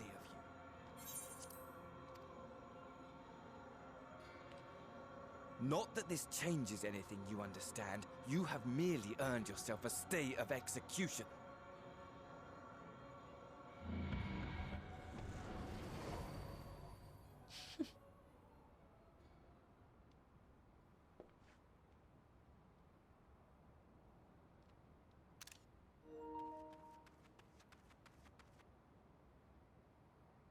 That looks like Mefrid, by the way.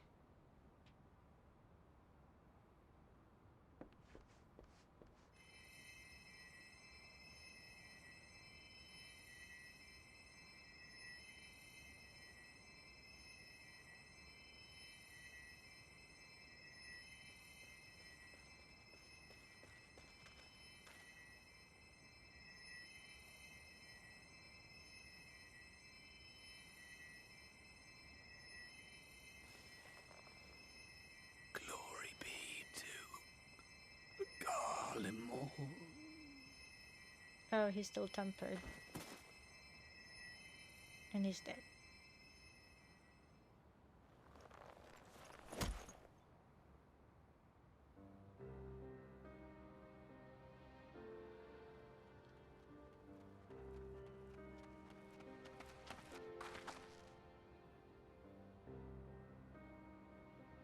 How fare the tempered?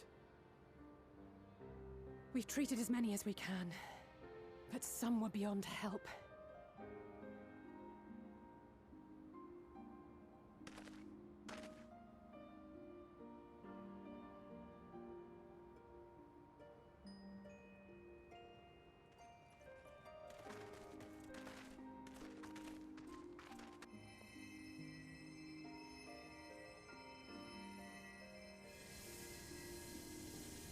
Oh, the Porksies!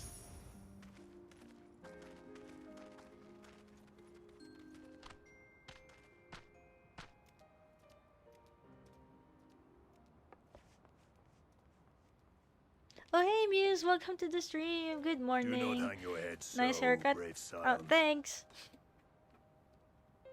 Though not all of our captured brethren could be saved, we are grateful for those whose minds have been restored. Yeah, you came in just in time, by the way. Just the right time. We're about to end Shadowbringers. I'm still getting used to the haircut, though. And that is enough. So please hold your heads high.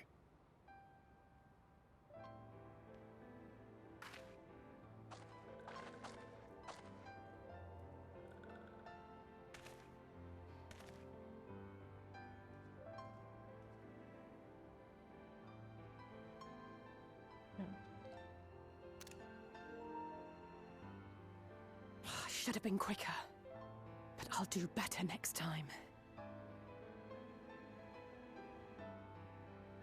Thank you for your kind words. They mean a lot.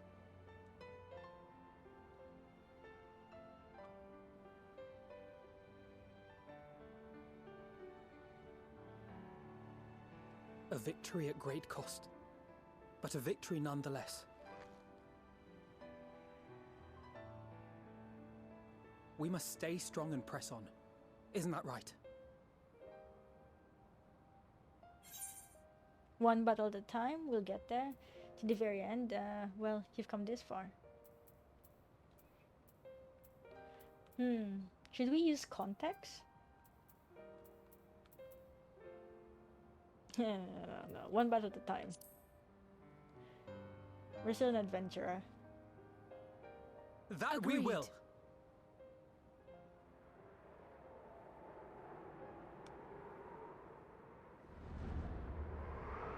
Ha!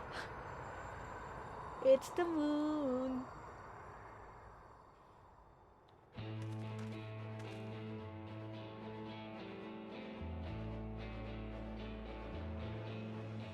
It has shown itself.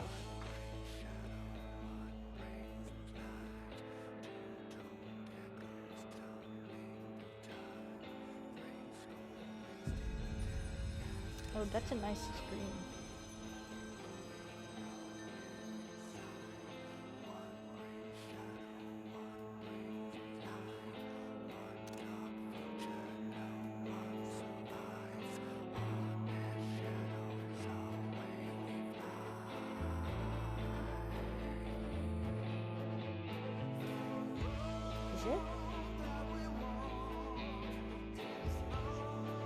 Haha, credits.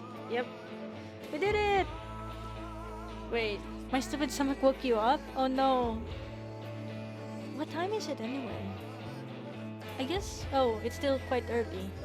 Yeah, you should have been able to like sleep a little longer. Oh yeah, we need to look at the voice cast because we were trying to figure out, who was it we were trying to figure out?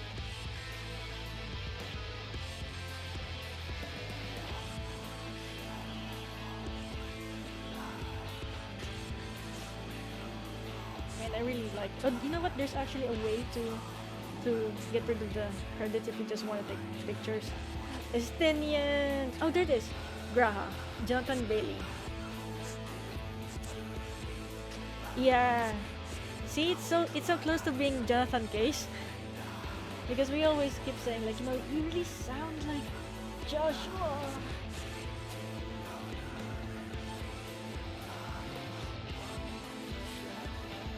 Yay, congrats. Yay! You did it. Who else are we looking at for? Oh yeah, we were looking for Nina Yindis, where she's voicing.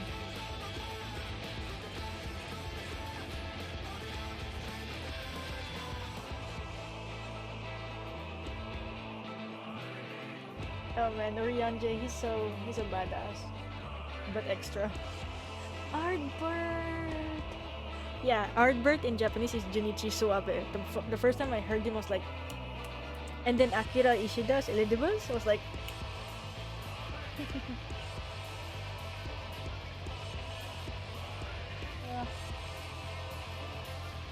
Amen. Oh, Liz is now considered as part of the alliance leaders now, like in terms of like the name. Agaius. Yeah, Akio Atsuka is also a famous Japanese voice actor. Gunnar! Oh, Maxima! Gunnar Kothari? Remember that name. Gunnar is the... Isn't he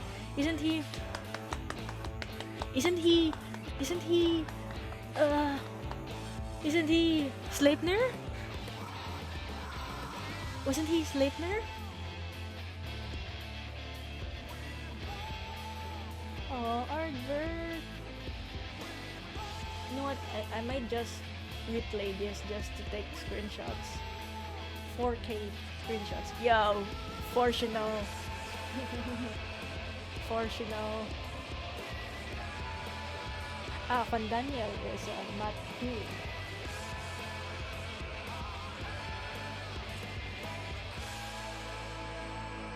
Oh man. Ardbert. I like that he was included there. I'm already at the place, so I'm waiting. What? You're already at the place? Which place?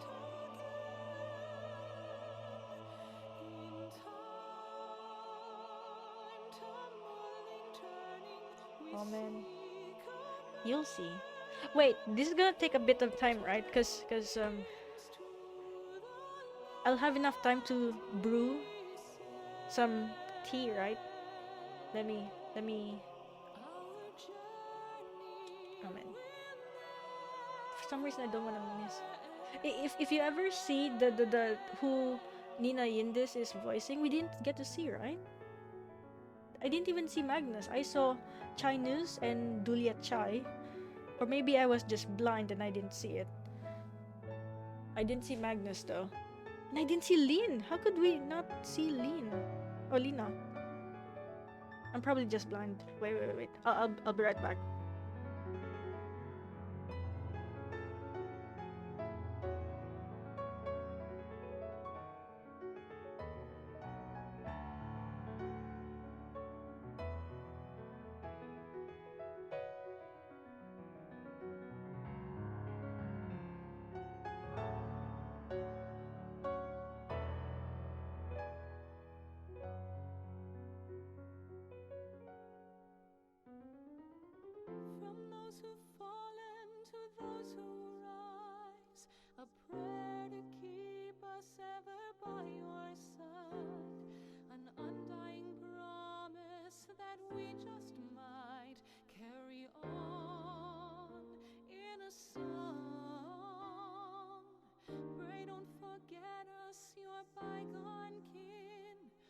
One world's end as a new begin, and should our souls scatter unto the wind, still we shall live on.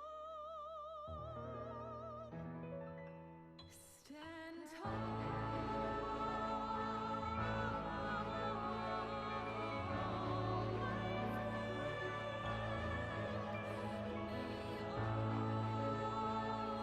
Dark deep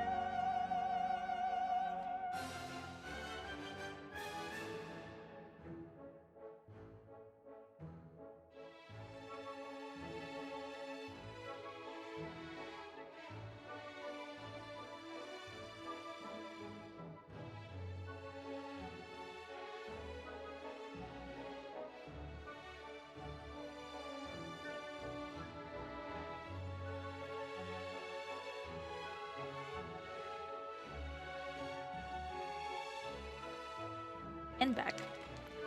The kettle is still brewing. It's brewing hot water at the moment.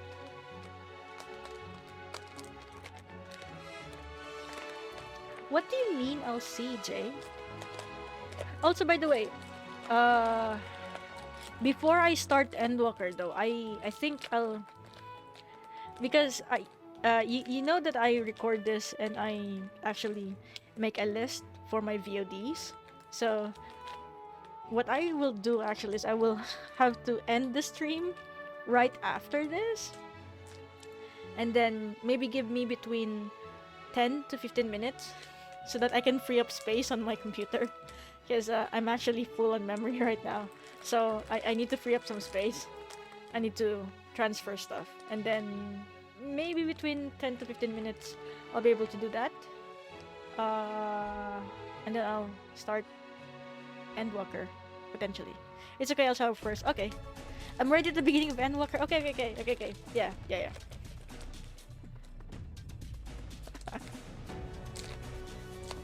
Yo, when this particular event happened in the game, that's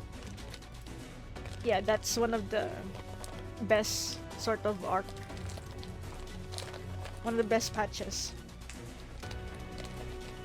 So technically, my favorite patch right now is 5.3. The second favorite is 3.3. Well, actually, wait, no. I would still say both are my favorites. So I would put them in S tier. 5.3 and 3.3.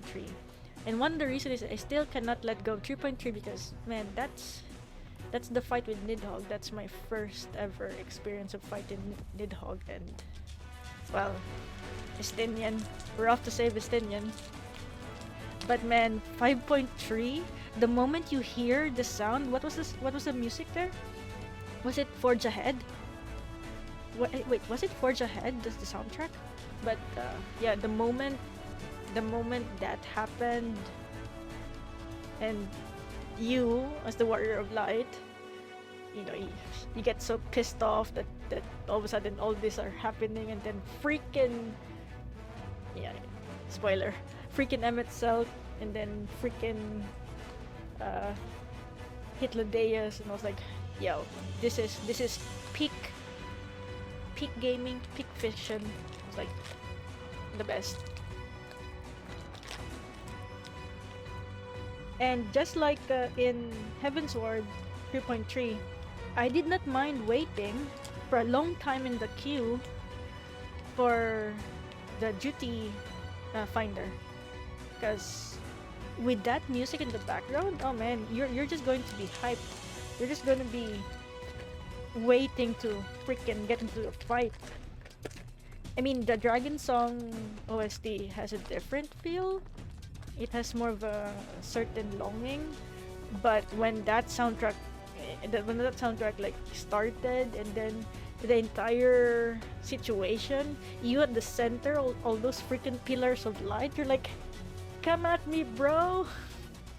And so even though it was like, what, 2 in the morning, I was like trying not to hype myself up too much because my neighbors are gonna be mad. But, you know, that was peak gaming.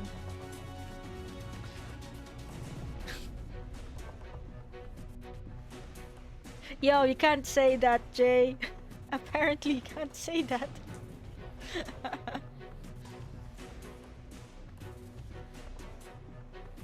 Lol.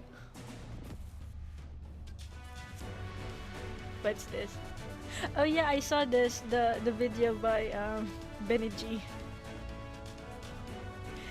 I actually referenced that when I was playing that part of the game. He actually mentioned that. Oh wait, it's a... Okay, yeah. I don't know how... So basically, something happened in Twitch. There were so many hacks, and so my friend, my moderator friend, who is not online right now, he's the one usually helping me with the stuff in moderation here. And so we wanted to avoid the hacks, because the hacks go straight into your account and they use your account without your knowing. So we disabled a lot of webhooks and links, and so that's why you can't put YouTube links at the moment. I think we're waiting for an update from Twitch itself, because I think until now it's still not resolved, this particular sort of account hacking thing. And I mean, like, I'm not a big streamer, but that's because exactly you're not a big streamer that you're more vulnerable, because no one would bother with a small streamer, right? So there has been a lot of streamers who got account hacked in a different way. Like, you won't know you got account hacked. You will just get informed that, hey, you actually... And the thing is, the account hacking is more like they end up getting access to your account in order for them to use your account to message other creators, and those these are actually hate messages and racial slurs and other stuff. So that's why it's really bad, because you'd have no idea that you get hacked. You will only know if someone actually calls attention to you that, hey, you messaged creator this, or worse, they use your account and they send all those messages live during the chat of that creator. So that's why the webhooks, the automatic links, they're currently not available right now in the Twitch stream, at least for my stream. And we're waiting until Twitch and I think it's even their first party partners that have this problem. But yeah, but I did see your message in Discord. Also, be right back. The hot water is finished brewing.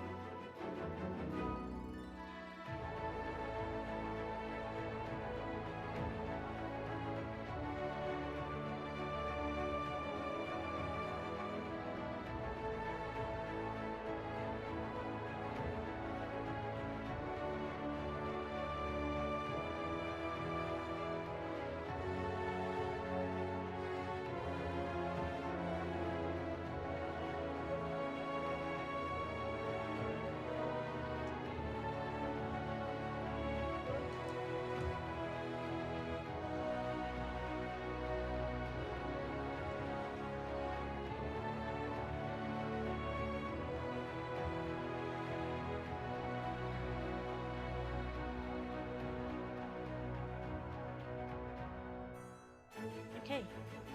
Oh, we're almost done. We're almost done. Oh, Fourchenault. You know, basically I still don't know the context of, how much we should like or hate Fourchenault, but I'm leaning towards learning more about his character thanks to another video by Ben and G. It's called, I think it's called Amillions. It's a parody of helping Amillions with her costumes, and we end up trolling Fourchenault. And from that I was like, yo, I think I'm gonna like the guy. Speaking of which, that was also the first time I actually heard Fourchenault with a real VA, because I'm not sure if the voice, I mean, pretty sure Benji uses friends that help him to voice act in his videos, so it could be someone whose voice is similar to Fourchenault, but I'm pretty sure it's not the voice actor. So it's the first time I actually heard Fourchenault, and I was like, yo, why do Elizans have really beautiful voices? Not to mention dads. Lol. Also, I do know that Fourchenault and Amillions have 10 years of gap, right? Which is pretty much nothing in Elizan years, I guess, if you live long enough. But from what I know, at least one of the snippets I know from the encyclopedia, is that despite how supposedly stern and cold Fourchenault is, he was so head over heels over Amillions. Like, it was the first time he went doki doki and just really fell in love, like felt the emotion of love. But because of how he was brought up and the expectations, he's just so guarded. But yeah, if it's a millions, he's like, he softens.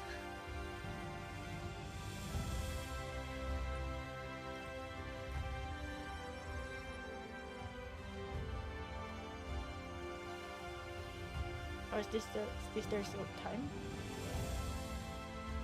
Okay, good. So while there's still time, I would like to.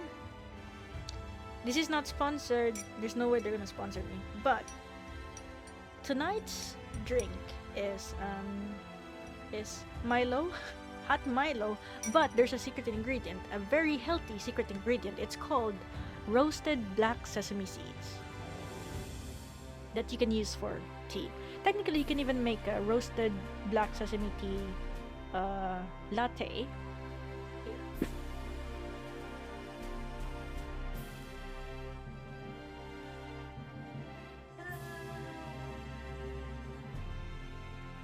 Ta-da! So it says Kurogoma latte, which is a black sesame latte. And it's good both for hot and ice. You can use both hot water if you want. I usually drink this with almond milk, but recently I learned that, you know what, it's actually also okay to add them to specific drinks like coffee, but I don't drink coffee, so I tried using Milo and I was like, hey, it's actually quite powerful. You can smell the moment you put it, even just 1 teaspoon of it. Yo, the smell of the freaking kurogoma is very powerful. It's enticing.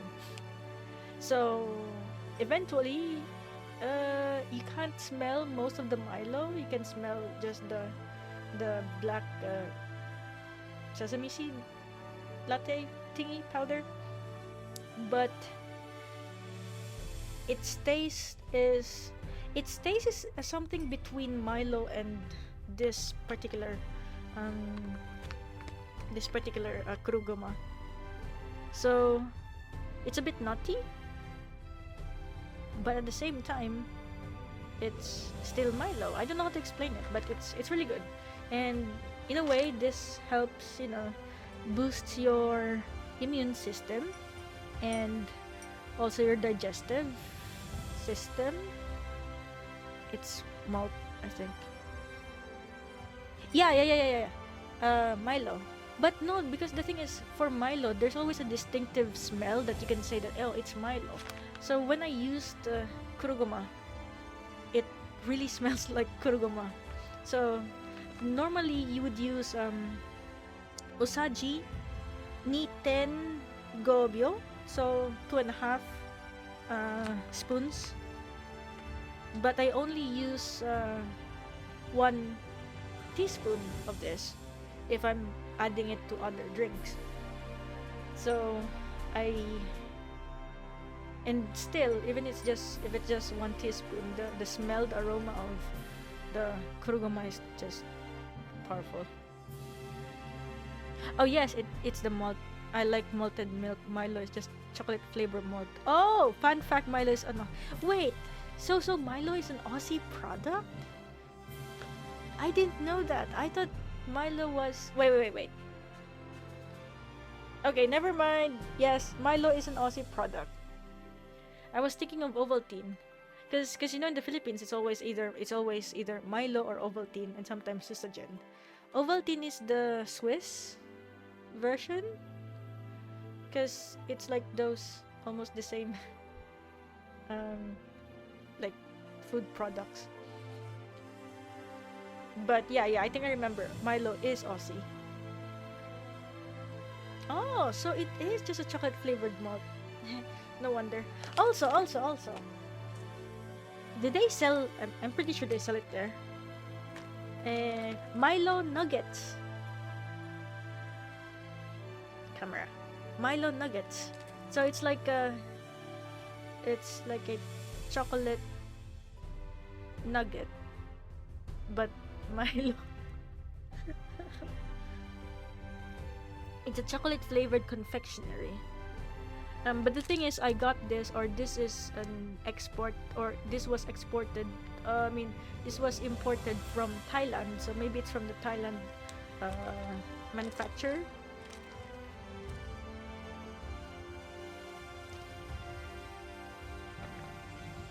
I'm pretty sure you guys in Australia should have this. If it all started there. I wanna see. Oh, yeah, because this is not made in Japan, so it's not individually wrapped.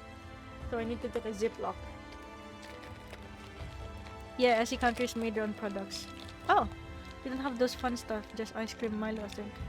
Wait, do you know dinosaur Milo? Or something like that. Oh, this is how it looks like. Looks like a small kibble thingy.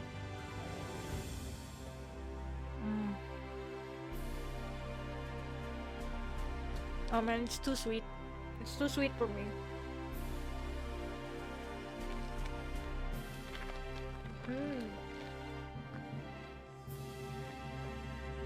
Yeah, Milo dinosaur drink. Is it also sold in Australia? Because it's a big hit in Malaysia.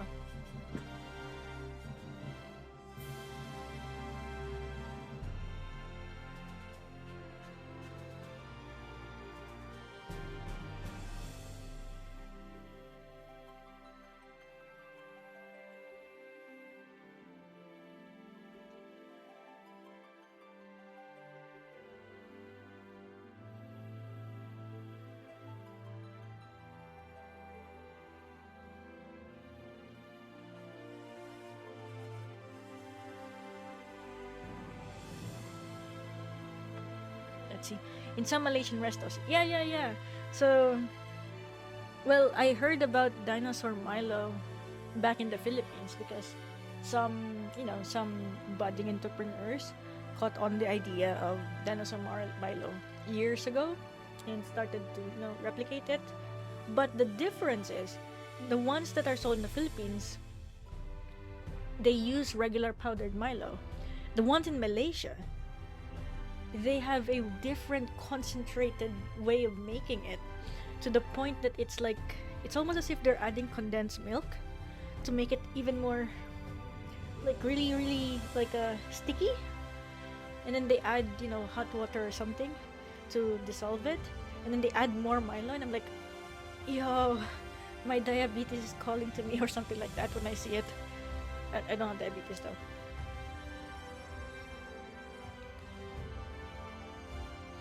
Okay, so Milo, the product itself, was created in Australia but has long been localized in different countries. Yeah, I would believe so. Because that's the same thing that happened with Jollibee. There are certain stuff that can only be sold in certain stores in different countries that are not available in the Philippines. Because you also have to cater to local taste. Yeah, like adobo rice. Yeah.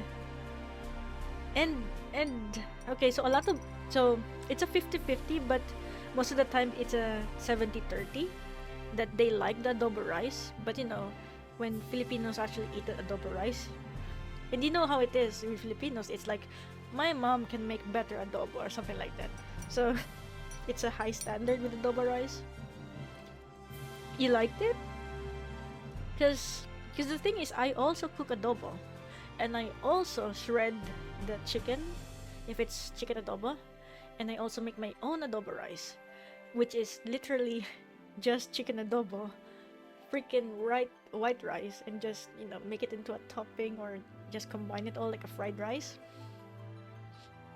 I mean, home cooked adobo is never better, but for fast food it's okay. It's okay. Okay, I really wish, I really wish Jollibee has a branch here in Japan. I wouldn't mind working part-time for them, dude. But you know what would be the best? If I win the lottery and I'll be the owner of the franchise of Jollibee in Japan, I'm gonna be rich. Just kidding. But seriously, if I win the lottery and if I have the money, I would bring Jollibee to Japan. Oh, there it is. That's the ending theme. To the edge. That's the song that plays when you're fighting the Warrior of Light. That's 5.3. We don't have Jabi here either. Wait. You guys don't have Jabi in Australia?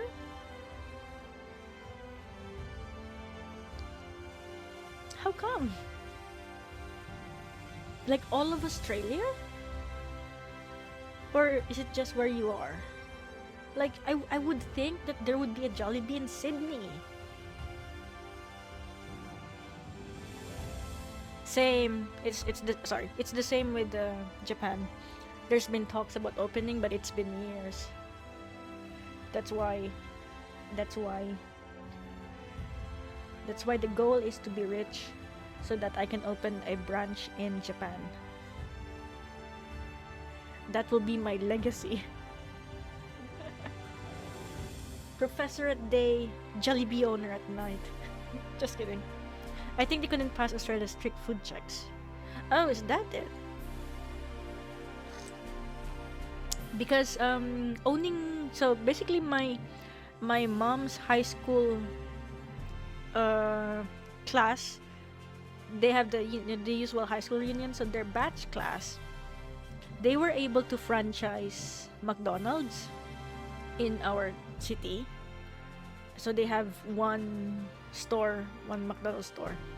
And the reason why it's hard to actually franchise McDonald's in our city is because, it's the baluarte of a specific political candidate, and that candidate is connected to Jollibee. So, if you want to bring in a competitor to a specific food chain, you need to give a portion of the earnings to that person. That's why it was always been in the talks. I think it took them 20 years before it was realized, and now there's McDonald's. So I have a feeling that it's the same, at least it's the same reason here in Japan, because Jollibee doesn't easily give franchise shares, or at least they don't really easily open, even in America. So that's why it took them years, but afterwards just opening one branch in America, and then suddenly they start popping up everywhere. So I think the problem with Japan as well is something to do with more of political. It's more of politics as well as trade policies of how much or what can be exported to Japan and imported into Japan. So I think that's one of the main things, because you need to disclose all ingredients. Yeah, because I think it's the same with the UK. You can literally go to any Jollibee store in UK and ask for the full disclosure of ingredients, and they can give it to you. Same with the US. So that's why I'm confused, huh? Because I at least I know that in Japan it has something to do with the policies, which is more of import-export policies. And it doesn't help that, whenever the government decides that they haven't done well, that the prime minister would just resign, so it doesn't help in that sense either. Oh. The conspiracy why it hasn't opened yet. Dun dun dun! Oh my gosh. Am I gonna turn my stream into the Jollibee drama? Jollibee drama stories.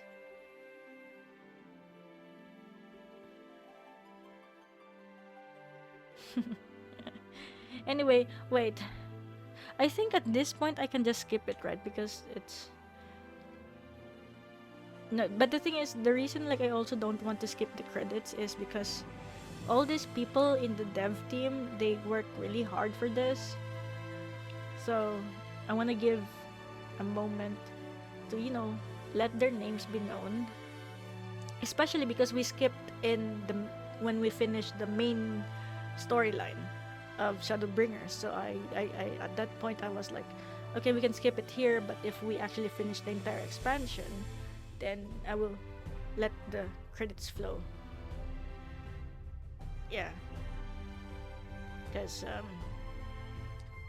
well, I know more. That's what being a scholar of game studies is. You get to appreciate all the efforts in a different way.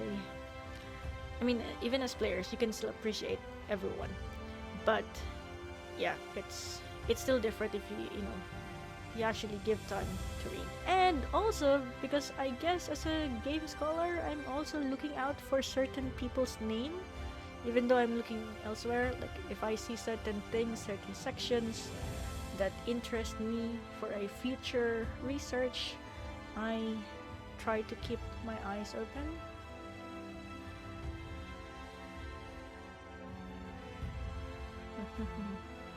Especially the Japanese parts, counterparts, because I want to see if I can expand my contacts and connections here in Japan.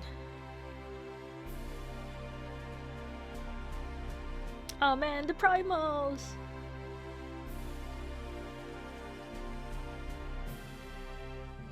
Be right back, shower time. Sure thing, sure thing. Wait, why do you take showers at midnight? Just kidding. Have a nice shower. Also, don't keep your hair wet. You're still recovering from your fever. So, take a shower. Make sure to dry up your hair. That's me being superstitious, I guess.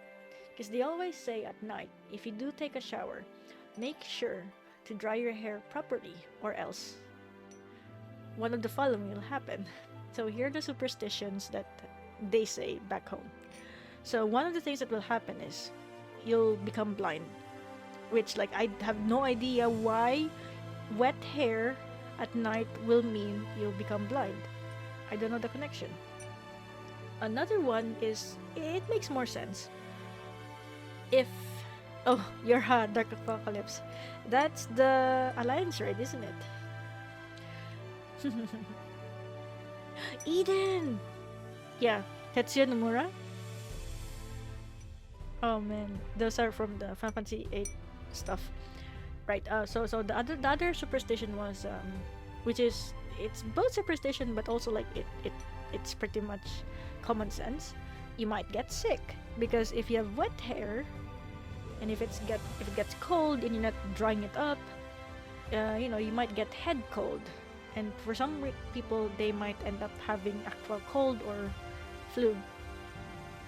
So that's one. I think the other superstition was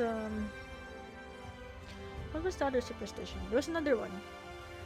The really crazy superstitions. So the other one was you'll become blind. The other one was the other one may also have something to do with reality, I guess. But I think it's more of the genes. But basically, it's like if you don't take care of your hair, if you leave it wet or damp after taking a shower at night, you're gonna have a lot of falling hairs, and eventually you'll grow bald faster. That I am pretty sure it's in the genes. Or at least, it's really more of a personal way of taking care of your hair. But in some cases, people just lose hair fast, I guess.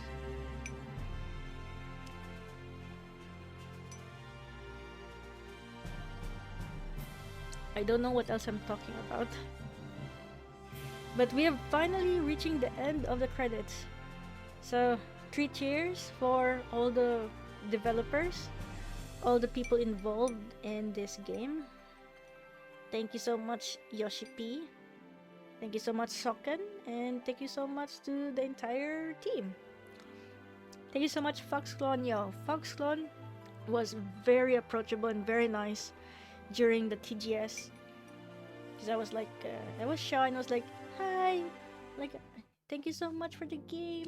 Can I take a picture with you? And he was like, yeah, sure. And I was like, oh man. And then Yoshi P, he was like, oh, where are you from? And I was like, oh, I'm from the Philippines. And he was like, oh, the Philippines, I want to go there. And I was like, and he was like, oh, Jollibee. And we were actually talking about Jollibee as well. It was fun. Hey, everyone's here. Hey, look, Estinian. Amric's here. I thought you're hiding from him. Throughout the battle, I could not shake the feeling that all present were performing for the amusement of Fandaniel, nor did his blithe reaction to this latest defeat give me cause to think otherwise.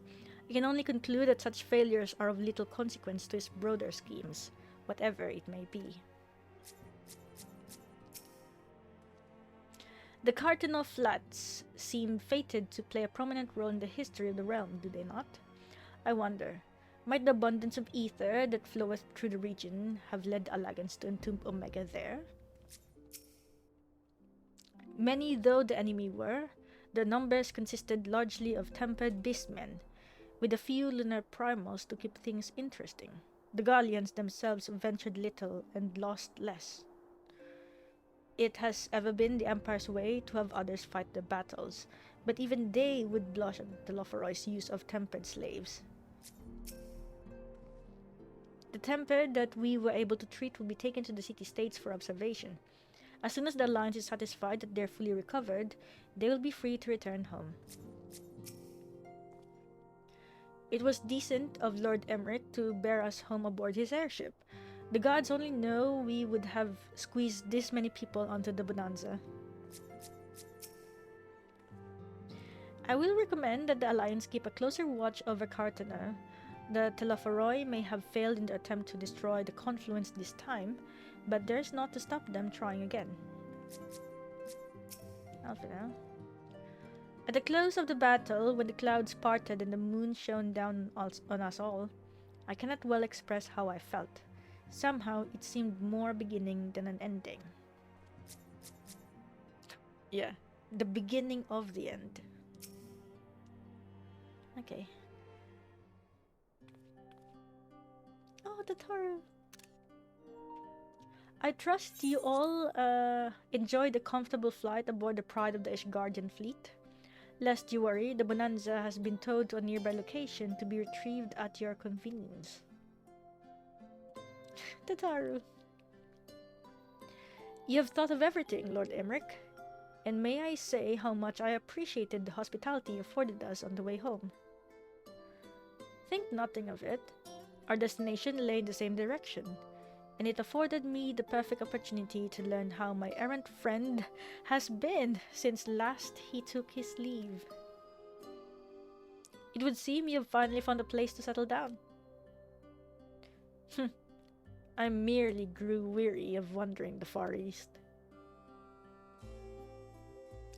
Returning to more serious matters, while the Telophoroi have been driven from Cartineau, 'tis like that the bulk of their forces yet remain.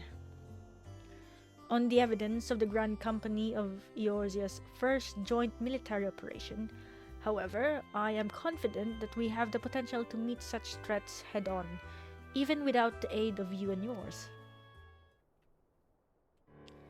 As such, while our forces keep the Telophoroi at bay, I would ask that you apply your talents to the task of neutralizing the towers. A sensible division of labor. While the towers remain, so too will the threat of the lunar primals, and given our expertise in the field of aetherology, we are better qualified to find the solution. That we are, especially should it happen to lie beyond the Alliance's dominion. There is a time and a place for formal investigations, of course, but certain secrets are wont to hide where only enterprising individuals may venture. I could not agree more. There are none better suited to this task, nor any upon whom I would rather rely.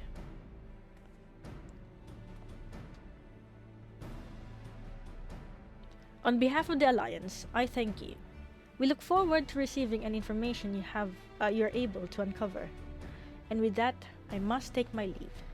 Should you have need of assistance, pray do not hesitate to ask. Fare you well, my friends. That's it. Estinian, aren't you gonna say bye? I confess, I had hoped to be able to study the towers more closely, vital as they plainly are to the Telophoroi's plans. If we can discern their ultimate function, we will be one step closer to understanding our enemy's grand scheme. Should we succeed in neutralizing them, of course, it is all but certain that the Telophoroi will mount an all-out invasion. And then it will begin. The one who awaits at the heart of the chaos will come for us. For you. Yet in the end, our true nemesis may be the calamity to end all calamities. The final days themselves. Yes. Alright, Alphina. We need a plan, not portents. As Tancred so eloquently pointed out, we are in a position to seek information from all manner of places, not least Sharlayan. According to Kryle, the Forum have been more secretive than ever of late. While this may be related to the appearance of the Telophoroi, that remains a matter of speculation. But one thing is clear, the Forum is determined to keep us from discovering the truth. Master Fourchenault's performance at the Lotus Stand was enough to convince me of that. The matter beareth further investigation, I do heartily concur. Nor can I think of a more promising place to look for the answers we seek on the matter of the towers. Sharlayan hath ever been the wellspring of aetherological knowledge. I care not where we go. Here or there, my lance will be ready. And what of you, Aero? Might you be persuaded to join us? Plot a course for Sharlayan, if it means I can have words with Fourchenault. An island of bookworms and bureaucrats. Have we no other choice? Oh, welcome back, by the way. An island of bookworms. Yeah, I guess that's a good summary, actually. Yeah, if it means I can have words with Fourchenault, yeah, why not? I need to talk to that guy. Only after I do. If he and his friends in the Forum think we'll leave them alone if they ignore us, they're in for a shock. It appears we're in an agreement. We have but to wait for Kryle to secure the necessary permissions. In the meantime, there's a matter I would investigate. Does it involve tall structures? By strange coincidence, it does. At present, I have only a creeping suspicion, but with your help, I will soon find out whether my fears are warranted.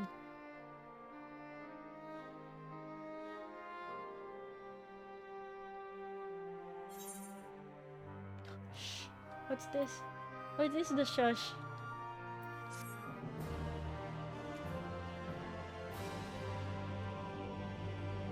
You have learned the emote shush.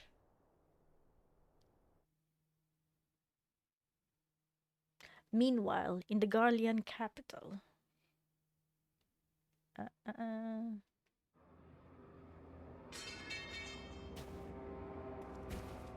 Ha ha ha ha ha ha. There it is, the freaking sight. Hey, he's got new wardrobe too. Those Eorzeans certainly are a stubborn bunch. Though I suppose you knew that already. My plan to redirect the Aether from Cartineau came to a rather less than satisfactory conclusion. It was, in many respects, an abject failure. Which does, of course, raise the question of where we are going to procure the requisite amount. The obvious solution would be to draw on resources a little closer to home, though that would require our dreamer to dream a trifle more deeply. So be it. The dreamer will not complain. Then let us begin the preparations at once. With the gateway of the gods complete, all that remains is to gather the necessary Aether, and our prize shall be within reach.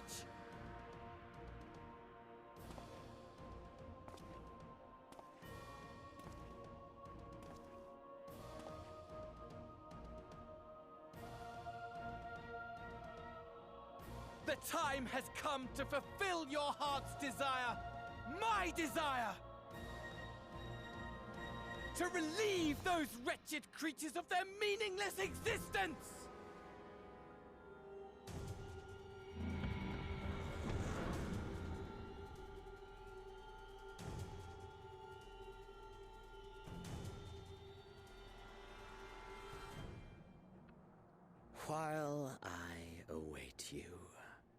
I shall drink a sea of souls and gorge myself upon the darkened moon.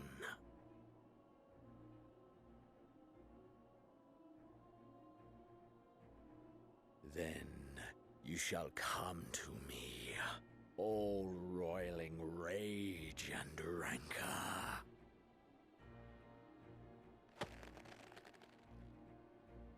And the stars shall bear witness to our final contest.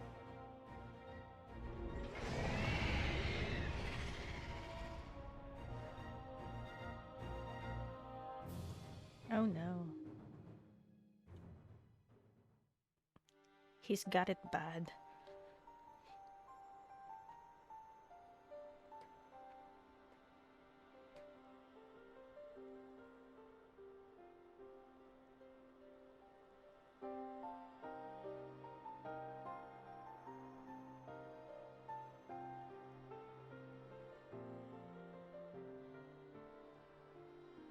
As I thought, the ethereal currents have been disturbed here too.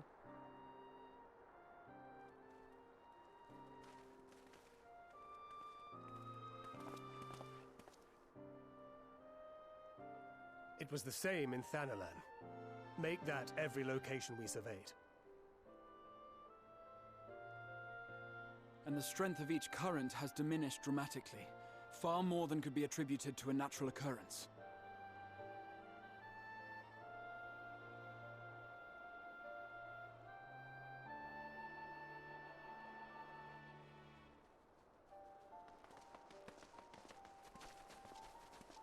Oh my gosh, she's officially the babysitter of the twins. What tidings bringest thou from Dravania? We took a number of readings, and noticed that the closer we were to the tower, the lower the etheric density became. In short, the towers are drawing upon the land's ether, which would explain how they were able to carry out the summonings.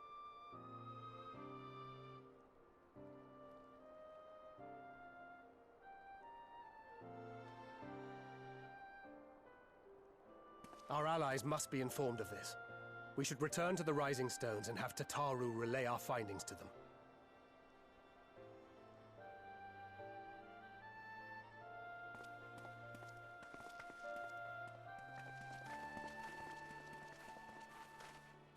Hear me. Oh. Hear me.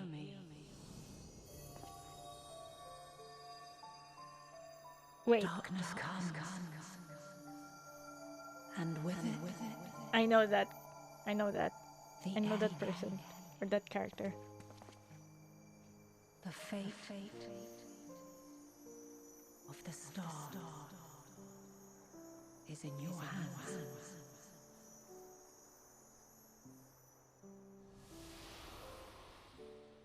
Oh crap, I forgot to take a screenshot.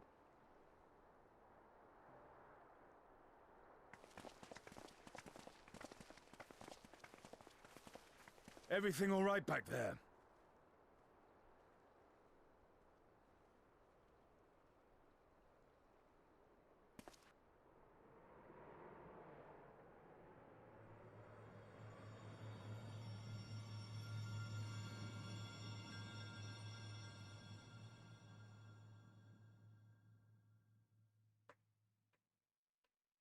At solemn dawn, grim,